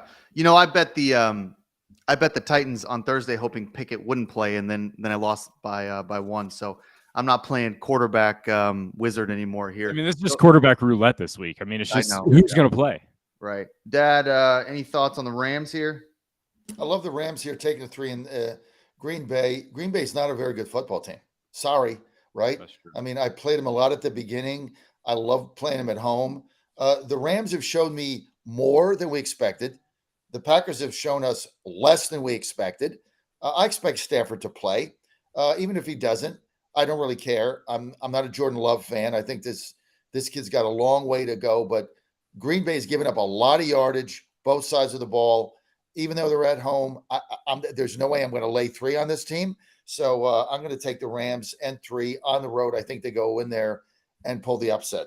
Rams are much better than anybody thought this season. You all have to admit that. I like the Rams. I mean, they're, you know, they still have a good sort of foundation for a good team. It's just a matter of the quarterback if Stafford plays or not. I mean, I like the Rams +3 as well. I might be thinking about that under at 38.5. I'm not sure either team really can score that much. But if Stafford plays, you know, it's just so hard to handicap these games when you don't know who the quarterback is. We're in this desert of quarterbacks these days, so that can be pretty difficult. Now, before we get to the Bucks at Texans, Dad, I know you're in Pittsburgh, the Berg, but you go down to Virginia. You go down to Virginia all the time. In the Berg. You go to Rosie's Gaming Emporium constantly. Your favorite casino, only casino you really visit these days. Tell us, if you're in Virginia, how to get involved with the Rosie's. Well, I tell you what, I'm going to be back in Virginia. I got to leave Sunday afternoon to get there for our big election night coverage. But you can bet that Monday night I'm going to be at Rosie's. I'm going to be to the Rosie's right in Richmond because that's where we'll be. I'm going to be there. Win little biggest jackpots ever at Rosie's. You get the biggest jackpots, you get the biggest payouts because you don't have to take. Plus, it's fun. And like, my middle name is fun. I love to have fun. Jack knows, my kids know, Nate knows I like to have fun. All work and no play makes John a dull boy. So you got to have some fun. That's why I go to Rosie's. Go to rosiesgaming.com, the fun place to go. Bigger payouts, biggest jackpots, rosiegaming.com. They're all over Virginia. Dumfries, Nova, Vinton outside of Roanoke, my favorite, Richmond, right there by our studio in South Richmond on Midlothian Turnpike. Then, of course, Colonial Downs. Well, that's in New Kent, which is a couple miles outside of Williamsburg. Hampton in the southeast area, so you can go up to Hampton, and then Collinsville right by Danville, and a new one coming in Emporia. Rosiesgaming.com, baby. Have fun. And so let's move on to I lost my place. I'm looking at the college football stuff. Bucks at Texans. Yeah, Buccaneers at Texans. Bucks +3, traveling to Houston. You know, Nate, you've been on Texans all year, but and this is a weird game because this is a game where neither teams we thought would be any good, and they're okay. They can cover the spread here a little bit. So we'll start with you, Tampa Bay traveling to Houston. What you got? What's your pick here? Texans are -3 right now, kind of with some reduced juice at -102 on DraftKings. I played them -2.5 as my biggest bet of the week. I love the Texans here. I mean, you figure 2-3 points is kind of the home field advantage number. So what the odds makers are telling me is that Tampa Bay and Houston are basically the same team in terms of skill level. They're not. I mean, the Texans are just way better than Tampa. So, like, from that perspective, this line just feels off. Texans are like a legitimately good team. They move the ball well with CJ Stroud. The defensive line should make life pretty difficult for Baker Mayfield. And they're sort of one-dimensional offense because they can't really run the ball at all in Tampa. So I like the Texans to win here. I mean, I obviously the Texans, the Carolina game wasn't great last week, but I'm still pretty high on the Texans. So here goes Dad with his Houston hate. He hates the Texans. Screw the Texans. So, you know what? Tell us about the Bucs. You think I'm going to lay 3 points with the Texans? You got to be out of your mind. This team just got beat by the second worst team in the NFL, and that's Carolina. They got their first win. They got exposed everywhere. Listen, I like CJ Stroud. I think they got a future there in Texas. But right now, I'm going to go with Baker Mayfield. I'm going to go with the veteran quarterback coming in. This is a must-win game for Tampa. That division's wide open. I mean, Tampa's right there. Tampa got shot to win the division. They're going to win to Texas. There's a way I'm going to lay 3 points on the freaking Texans, whatever that lay. No way. I'm going Mayfield. Hey, Tampa wins this game. Atlanta loses. Tampa's in first place in the division. I'm going with the Bucs and their defense. And I'm getting 3. I can't believe I'm getting 3. I can't believe I'm getting a field goal in this game. Bucs, I'm all over it. Yeah, I mean, I kind of like the Bucs here because the two teams, as Nate said, are basically what Vegas thinks is even. The Texans, while they've surprised people, I mean, they're 4-3 against the spread. It's not exactly like 6-2. So you can't just keep hammering them. You have to lay 3. The Carolina loss wasn't great, but I mean, we're not going to sort of every week overreact. They lost by 2 points to Carolina. Carolina at some point has to win football games. They beat New Orleans. I mean, they're just a streaky team. They beat Pittsburgh. That Pittsburgh win looks really good, 30-6 in week 4. I mean, I know Pittsburgh's a different team now, but I mean, they thrashed Pittsburgh. So I think they just have more, at least the Texans, they have more kind of going for them right now, but I still like the Bucs because +3. If the thing gets hammered down to +2.5, I kind of like Houston. I just don't like the 3. I'd rather lay 2.5 or 2. Maybe you play it down to 2, get a little bit more juice. The juice is weird in this game anyway. So, we'll see. But it's an interesting game. I don't know if it has any playoff implications here, but Houston's trying to get back to 500, and Tampa's still trying to kind of figure out who they are as a team, I think, as well. Both teams are 3-4. Both teams are 4-3 ATS. If you really like this game, the over-under for both teams, I think the under is cashing, if I'm reading the statistics right, just constantly. So there's maybe something thinking about with the 40 points, but we'll see. Okay, let's move on now. Oh, I went forever because I thought we only had one game left in this segment. We got the Commanders at Patriots. You cannot miss the Commanders game. We got a lot of Commanders fans who listen to us. A lot of guys in DC just suffering every year of watching the Commanders play. And they travel up to the Patriots. Now, the Patriots also suck. So Another game, you got +2.5 Commanders going to Foxborough. Dad, we'll start with you. You're not a Patriots guy. You kind of do like the Commanders, though. I mean, you talk about them a lot. I'm not sure that you're on them every week, but what do you think about for this game? If you're a Washington fan right now, this is a very, very painful period of your life, and you've gone through a lot of pain. You've gone through a lot. So we got a lot of Washington fans that certainly tuned me in during the week. And you go like, I feel your pain. I really do. I feel it. It's gut wrenching. It's grueling. You got so many issues, but I think the new owner did the right thing.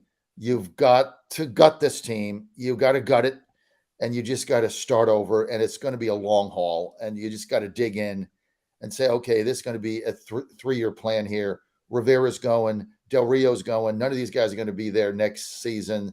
You got to get draft picks. They're in the middle of a fire sale. They got rid of their 2 best pass rushers. They've lost Del Rio's lost the locker room. Rivera's lost the locker room. This thing is in chaos. But the owners get it. I mean, the new owner gets it, and that's why they're trading people away.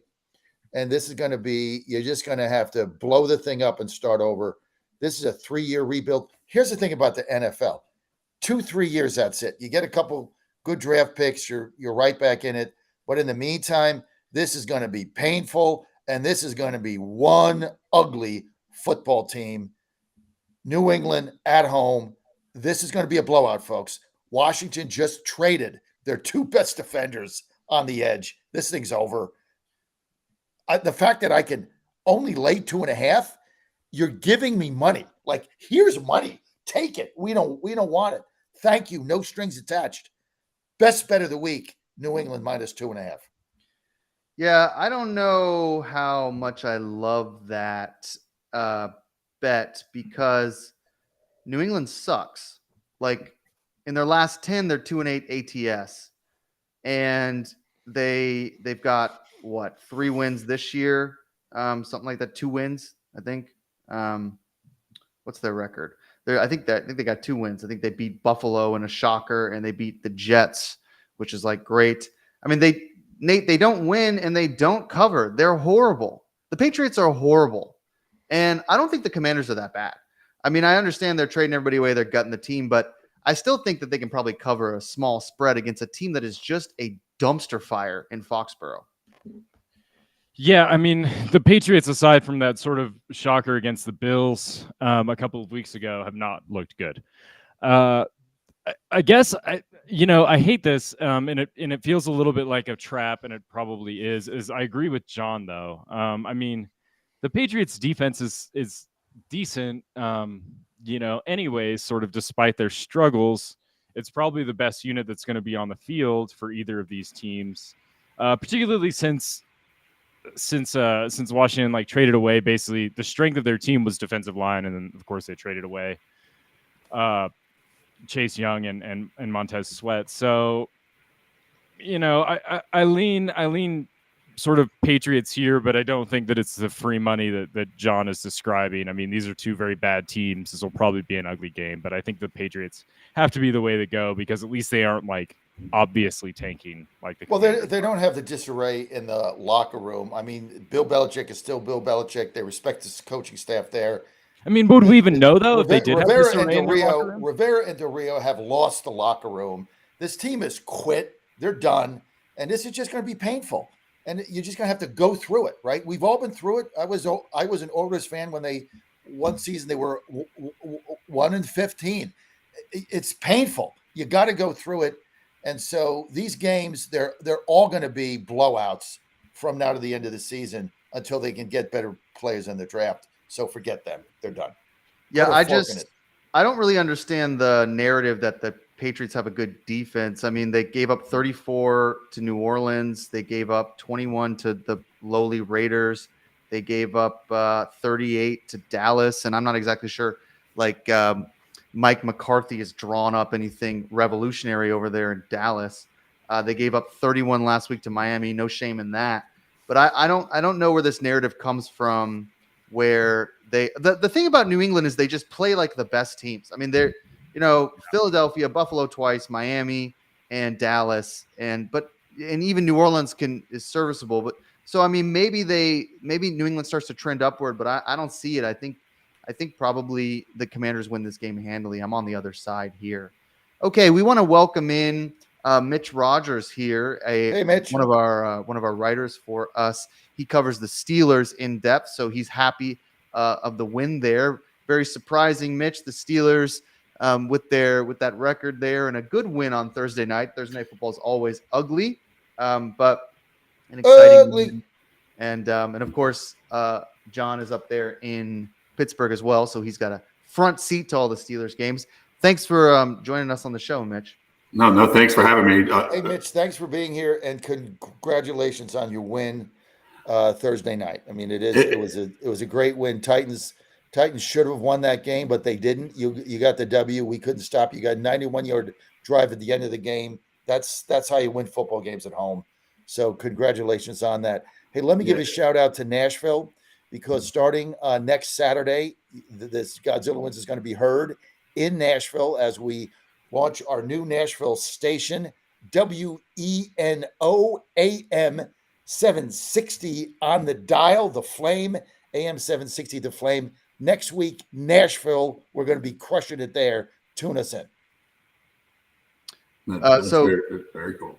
Yeah, so Mitch, welcome to the show. Thanks for coming on. Thanks for having me on. Yeah, no, it's an honor. Thanks for allowing me to write some articles. And yeah, I know you already talked about the Steelers, but it's a weird time when you get a victory, but you wake up kind of still with that feeling of like, how did it happen? Can they keep this going? Is it sustainable? You played the Titans. That's how it happened. Well, yeah. I mean, come on, man. It's just insane not to be ranked in the low, almost 30th in every offensive category and somehow be pulling out these victories. But hey, we'll take them. It's the NFL. If you're 5-3 and you have a chance to figure it out from here on out, and hopefully Tomlin can figure it out. Yeah, I think they got a shot. I mean, I don't know if they'll win the division. Ravens look really good, but I think gunning for a wild card is a real possibility. And then getting smoked in the divisional round, that seems to be where I kind of land. Used to that, to the Chiefs or something, right? Sneaking in and then just getting absolutely just manhandled because Kenny Pickett throws like 900 interceptions in the first quarter in a divisional game on the road. But look, we'll see. It's a long season, and you can't count out Tomlin. So we're going to talk a little bit. We're going to make some picks here. We're almost into the afternoon games, but we got to go to New Orleans, where the Bears are going to be playing the Saints here. Bears are plus 8.5. Nate, we'll start with you. Listen, last week we were high on the Bears after our man Badgett looked good the week before. Now the Bears are back down to earth. They still suck. Can the Bears cover an 8.5-point spread? I mean, you're not a big fan of laying huge points, and it's not like the Saints are any good. Yeah, I mean, I think this is just by odds, I think this has got to be the upset of the week. I mean, if there's going to be a big one, I think that it's got to be the Bears. I mean, the Saints aren't good. They just aren't. It's Derek Carr. It's Dennis Allen. They're not good. Dennis Allen as a head coach has never been favored by this many points ever in his career. When he is a favorite, he's 5-13-1 against the spread. That's not good. So I don't see it. I mean, are the Bears bad? Yeah. Offensively, are they showing a little bit more life than they did early in the season? Yes. Is the defense still horrible? Yes. Does New Orleans have any business laying this many points against a team that's probably about as good as them? No. So Bears.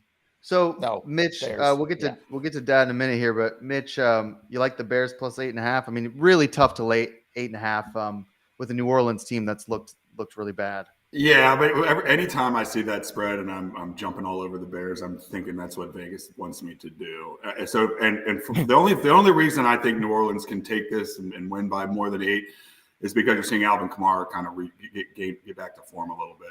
And I know my first instinct is to go with the kid from Shepherd. His dad, arm wrestling champ. He's a CrossFit champion. I love Badgett, but I'm going with New Orleans. I that Vegas is begging you to take the Bears, so I'm running on to the sharp side. I'm going New Orleans.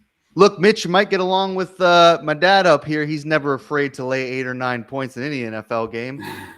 So he may invite you back if you keep laying those big spreads there. Dad, what do you think? Well, listen, I don't mind laying the wood when I think it's worth it. This is like a horrible 8.5 bet. I'm betting the Bears as a protest bet that New Orleans is 8.5 over anybody, including the Panthers. This is just not a very good football team. Yeah, Kamala Harris is coming back fine, whatever, or whatever the guy's name is. They suck. Okay, that's the bottom line. This team's going nowhere. And look, I don't care. The Bears, good week, bad week. I'm going to lay 8.5 on New Orleans against what?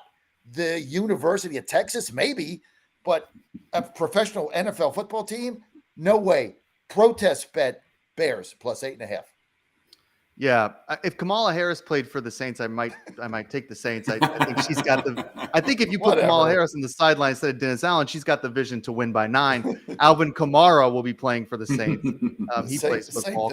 Kamala Harris runs the country. That's a senior moment. Remember, I'm a senior citizen, so I get names mixed up. Yeah. Well, look, you got the Fulton County Stadium thing right. So, I did get that right, and I even stumped you on it. Yeah, I know. And by the way, the other good thing about being 665 is Golden Corral, 20% off over 65. It's a good deal. Yeah, nothing. I've never seen you more excited than when you enter a Golden Corral. Let's move on to the Colts at Panthers. Another game that Dad will love. He loves the Colts. Colts are -2. We'll start with Nate here. Traveling to Carolina after their big win last week. Oh, these two teams suck. Is this Frank Reich's revenge, Nate? I don't know, man. Here's what I know about these teams: is the Colts. I kept thinking, and I've done this a few times this season, where I've been like, Colts are just terrible offensively. They're going to be terrible offensively. I'm betting the under. And then they just keep playing in these weird shootouts the last few weeks with like not good offenses, right? The Browns put up 39 and beat them 39-38 against them. Last week, the Saints put up 38 and they lose 38-27. They allow so many points to everyone, and they sort of get theirs because I think they're just desperate and just always playing from behind and throwing the ball. So I'm done betting Colts unders, and I'm going to overcorrect and just bet the over here. I don't think either of these defenses are particularly good. For some reason, the Colts just seem intent on like playing in shootouts with teams, which seems like a stupid strategy, but perhaps it's all they can do. So I think over 44.5, depending on where it is, feels pretty reasonable to me, just based on sort of the points that the Colts have been giving up lately. And they're giving it up to like bad teams. So Carolina should be fine. All right. So a little overplay. Mitch, what do you think? Yeah, I just love teams that have dysfunction. I love when the ownership is sitting down there and telling them who to start, Bryce Young and stuff like that. So I'm gonna go with the Colts. Is it 2.5? What's the spread now? Yeah. I don't trust. Yeah, I don't trust that the Panthers are going to win. I'm going to go with Colts 2.5.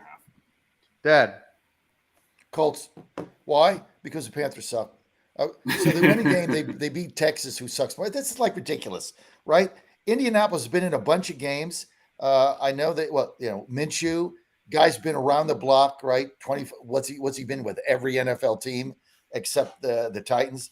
The guy's been around the block. And as far as Frank Reich is, okay, the Indy players are going in there saying, "Oh my God, we're so happy we don't have to play for this douchebag Frank Reich anymore. So let's show them how a real team is coached." They're going to go in there. They're going to win this game. Frank Reich, worst coach NFL ever. Ever. No coach worse than ever, Frank, according to Dad. Now, Dad, one of the things that except Jeff Saturday. He's right in there with him. Yeah. Maybe. I'm not a big Ken Wisenhunt guy. That's the guy who booted me off the Titans. He was a Titans fan my whole life, and then they hired Ken Wisenhunt, and I threw all my stuff away, and I won't cheer for them again. That's who the Steelers wanted, and they got Tom. I know it. You're so lucky. That was a painful time, Jack. He was really bad. Yeah. Well, look, I grew up in Atlanta. I've followed the Falcons my whole life, so I just switched over to the Falcons, no problem. But yeah, no Ken Wisenhunt. He stinks. Okay, so Dad, before we move on, we got to talk a little bit about Healthy Cell here. One of the reasons you're so energetic, REM sleep, but they also have some other products. I like the Focus product, but tell us a little bit about people who can get involved with Healthy Cell. Well, first of all, I know you abandoned the Titans, but I got to remind everybody, when they did lose the Super Bowl, by 2 inches, you did cry. So you did cry when they lost. So that makes you a Titans Yeah, fan in I your was heart 10 years forever because you They almost cried when they lost. Was You it also almost cried when almost Buffalo tied? kicked the field goal, and then this was before the what was it called, the Music City Miracle. So you cried twice when Titans got beat. So they'll always be part of your heart, no matter what you say. Focus and recall, baby. This is when you get a little bit older. I know we got some, over 50. You have to do this when you're like a millennial, but you get a little long in the tooth. Focus and recall. I take it every day. That's how I stay sharp because it's all natural, healthy cell. It's going to support all of your faculties that keep you sharp. And so I'm a big believer in focus and recall. I take a lot of healthy cell stuff. I work a lot of hours. Look, how do I get up every day at 3:45? I got my focus. I got my sleep. I got my focus and recall. Check this out. You're going to see a difference in about a week in your sharpness. All you got to do is go to healthycell.com, one of our sponsors, healthycell.com/Godzilla, promo code Godzilla. Check out the focus and recall. You're going to get 20% off with promo code Godzilla. Take this for about 2 weeks. You're going to feel and see a difference in your mental sharpness. That's how I'm sharp on the radio and TV 5 days a week, right? Getting up at 3:45. This is it. And don't forget our election night coverage on Tuesday, starting at 6 p.m. All of our stations in Virginia live at Siobhan Denver headquarters. Don't miss that. And I'm going to have my focus and recall with me. Nate, I think if we had the name and number of someone in the Las Vegas Raiders organization, we might need to ship them some focus and recall as well. I think the Raiders organization could really use with some Healthy Cell products. Wish we could get involved in that.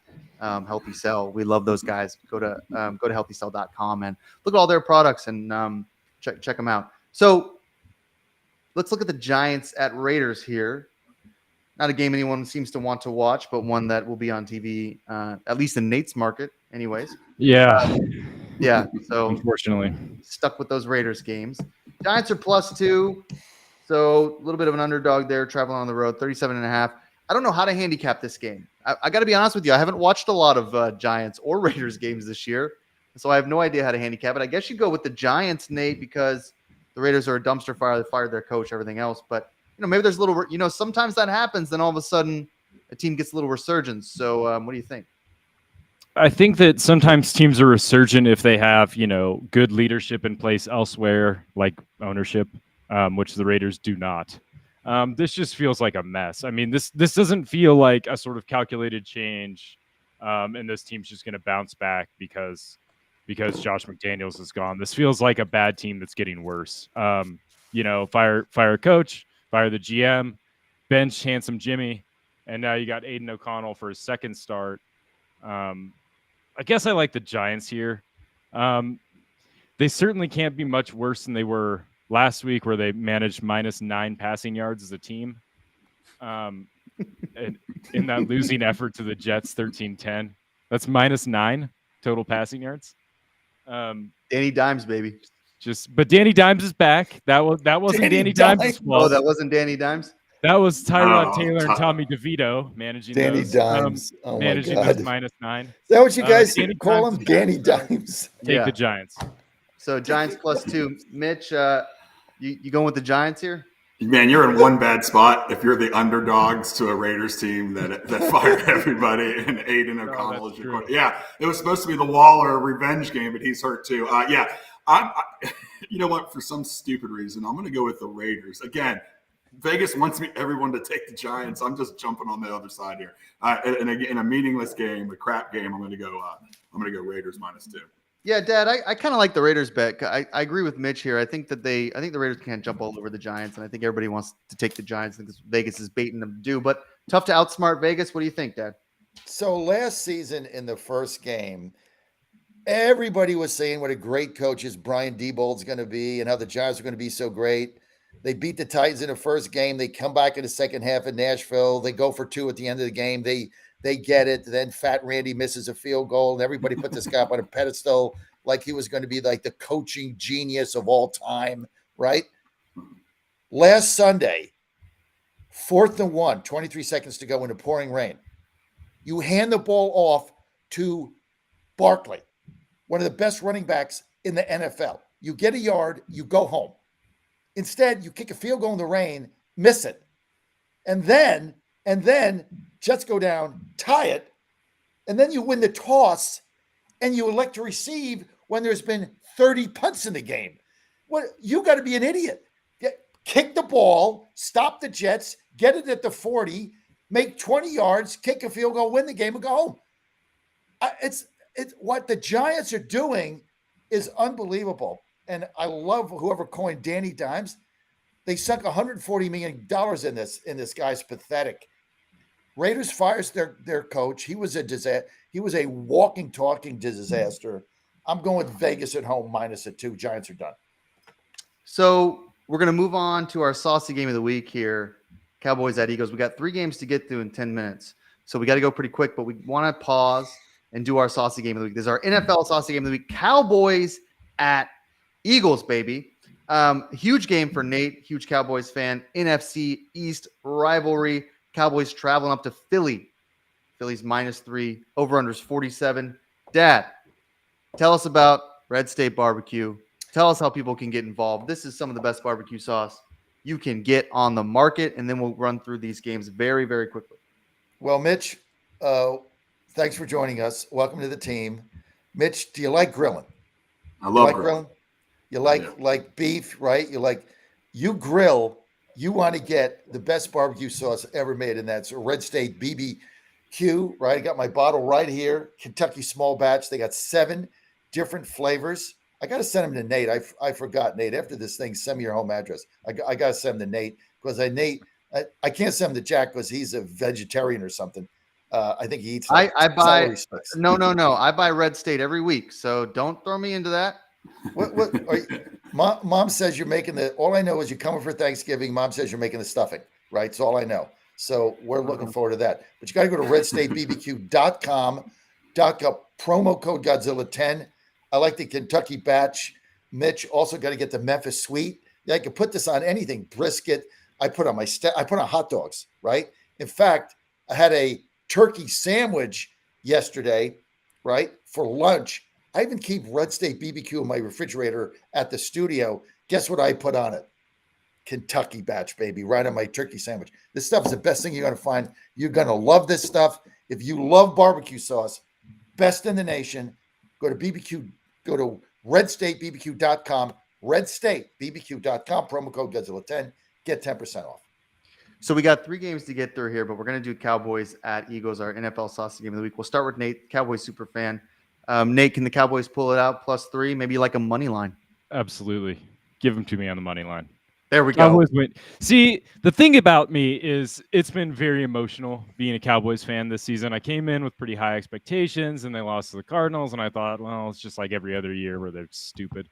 And now I'm a believer again. They looked fantastic against the Rams. Dak Prescott has looked elite the last couple of weeks. When they're rolling like this, they look like the best team in the NFL. Jalen Hurts is a little banged up. Jump on the Cowboys now. Wow. Cowboys money line. Mitch, what do you think? I mean, I think you're getting the Cowboys while they're playing pretty well. You know, Dak's thrown for 500 some yards in the last couple of games. I just can't trust it. I'm going Eagles -3. I'm going just taking the home team. I'm going Eagles with the spread. Tough to play in Philly. Consistency always good up there. Dad, you like the Eagles? I tell you what, when Nate Perry jumps on his team's bandwagon, finally, after all these weeks of dissing him and betting the other team and being upset and doing the crazy things he does, when Nate Perry's jumping on Dallas, I'm jumping on him both feet. I'm putting a blindfold on. I'm taking the 3. I mean, finally, Nate backs his team. Every week he bets the other team. I think he does this as kind of a mental thing. Like I'm a Cowboys fan. They break my heart. So if I bet the other team, at least I'll win the bet. I mean, that's kind of the millennial, like crazy wires going on in his head. So now the wires are all connected. Nate is now connected to reality, his team. He's in his team. And I love, based on Nate and karma, Nate, Cowboys +3. Yeah, look at that. A lot of Cowboys fans. I like the Eagles -3. Cowboys suck. Bills at Bengals here. Great in-depth analysis, Jack. Yeah, I mean, they don't win these games. They always get thrashed. And then Nate's going to be on here next week being like, this team sucks. Dak threw 4 interceptions. So they're just going to get blown out. Bills at Bengals. Bills +2. Bengals, a little bit of the favorite here in Cincinnati. Over under 50.5. Big over under. Big total for the NFL. Nate, I don't know, man. You like the Bills? I mean, Bengals been playing better, but Bills are still the Bills. This one feels like a trap. It feels like every fiber of my being wants to take the Bills here. But there's enough question marks with Josh Allen being hurt. Obviously, he hasn't been practicing much this week. I think it's the Bengals. I think the smart bet is the Bengals. Like this, they're just doing the thing they do. The Bengals do this where we think that they're terrible because they play like garbage for the first 3 weeks of the season or a month of the season. You think, Bengals suck again, whatever. And then they just rip off a ton of wins in a row. They made San Francisco look stupid when they beat them. Maybe the Bengals are back. So just take the Bengals in a world where nothing makes any sense as a favorite. Yeah, for real. Mitch? Yeah, I mean, as a Steelers fan, I want the Buffalo Bills to knock the crap out of the Bengals, but I can't get Burrow's performance against San Fran, 3 touchdowns, almost 300 yards. I just can't get it out of my head, and I think the Bengals are just starting to roll. So I'm gonna take the Bengals -2. Come on, Dad. Someone's got to take Buffalo here. No, I love the Bengals here. Burrow's getting hot. Remember, he was injured at the beginning of the season, right? I mean, had all kinds of issues. He couldn't really plant his foot. That's how the Titans beat him, as bad as we are. So I love him at home here. Buffalo, good team, but when Burrow gets hot and the Bengals get hot, I ride the Bengals. I'm going to ride the Bengals here -2. So I like I mean, why not the Bills? Look, you don't catch them +2 very often. That's true. That's true. They're a tough team, so you're getting a little underdog. I mean, they're still the Bills. They can still beat anybody. This is a big rivalry game. Both teams are going to get up for this. I mean, I know they're not in the same division, but these teams play each other all the time, vying always for that coveted spot to lose to the Chiefs in the AFC Championship. So we shall see what happens, but I like the Bills +2. Last game here, Chargers traveling up to the Meadowlands, play the Jets. Not the greatest Monday night game I could have ever cooked up, but here we are. The New York Jets are always on prime time. It feels like I'm always watching Zach Wilson throw the ball into the dirt. So maybe we'll see that again. But listen, the Jets are like still winning games, and there's talk that maybe Aaron Rodgers comes back. That feels conspiracy laden to me. I mean, an Achilles tear is supposed to be like a 2-year injury. Look at Klay Thompson, but you never know. Aaron Rodgers, he's a fan of alternative medicine, so could be back a little sooner there. Nate, what do you think? You like the Chargers, or do you? I like the under. I think that this feels really weird to say. I think that the Jets and the Chargers aren't that far apart in terms of like where they're at as teams. The Jets defense is still really good. The Chargers just still look like kind of a mess and like not trustworthy.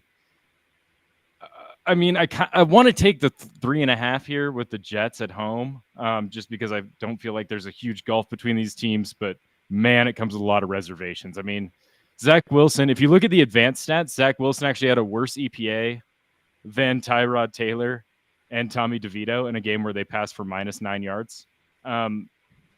Zach Wilson was somehow worse by the advanced metrics. So that's not good. And that's something that I struggle to advocate super hard for, but I guess the Jets plus the points. Mitch, about 30 seconds. Yeah. You want to have some faith in the Chargers, but they just beat the Bears. Whatever reason, they just can't seem to get it together. I'm going to take Zach Wilson and the Jets. They're going to muddle up. He's going to face a fierce pass rush with Bosa and Mack and stuff, but somehow the Jets pull it off and go to 5-3, the second worst 5-3 record behind the Steelers. Spoken like a true Steelers fan. Dad, last pick of the night here. I know you like the Jets. I know you like them. Jets. Give me the Jets, baby. +3.5. Hey, I don't care what Zach Wilson does. I just love my defense. I love this Jets defense. I love my defense. Flying around. I love watching them fly around the field. You know, they swarm the football.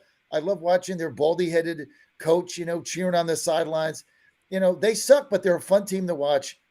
Hey, like your father said, defense wins championships. They're not going to win a championship, but you get that kind of defense. Now, San Diego's going to try to throw the ball with Abear. I think this is going to be a better game. Like a lot of people saying, "Oh, what a dud game." I think it's going to be a good game, and I love the Jets plus 3.5. I think they win the game, so I'm going to bet the money line plus 150. There we go. Jets. Money line, baby. John has a soft spot in his heart for bald guys in New Jersey. That's right. Absolutely. So You got it, baby. there we go. Look Hey, at that. Mitch, my man. Hey, I love this guy. I got it extra shiny for you today. Yeah, man. look at that. I got to put on my TV show. I got to put all the there's makeup you have to buy to put it to stop the light from shining. I got to put that. I've had to do it. Yeah, I've had to do it too when I've been. Yeah. All right, good Well- deal. Mitch is bald. I'm bald. It's all good. Jack, not so much. He's got a hair coming out the wazoo. Yeah, well, on the sides anyway. I want to thank Mitch and Dan and for joining us today. Mitch, thanks so much for joining us. We hope to see you back. You can check out Mitch's writing on the Steelers at GodzillaWins.com. Just go to GodzillaWins.com for all of your picks, predictions, and analysis. Thanks everyone for a terrific show. Absolutely packed college football day today. Huge NFL Sunday tomorrow. And thank you for listening. We will be back next week, 8 a.m. Eastern time sharp. See you then. Good luck, everyone. Hey guys, can you also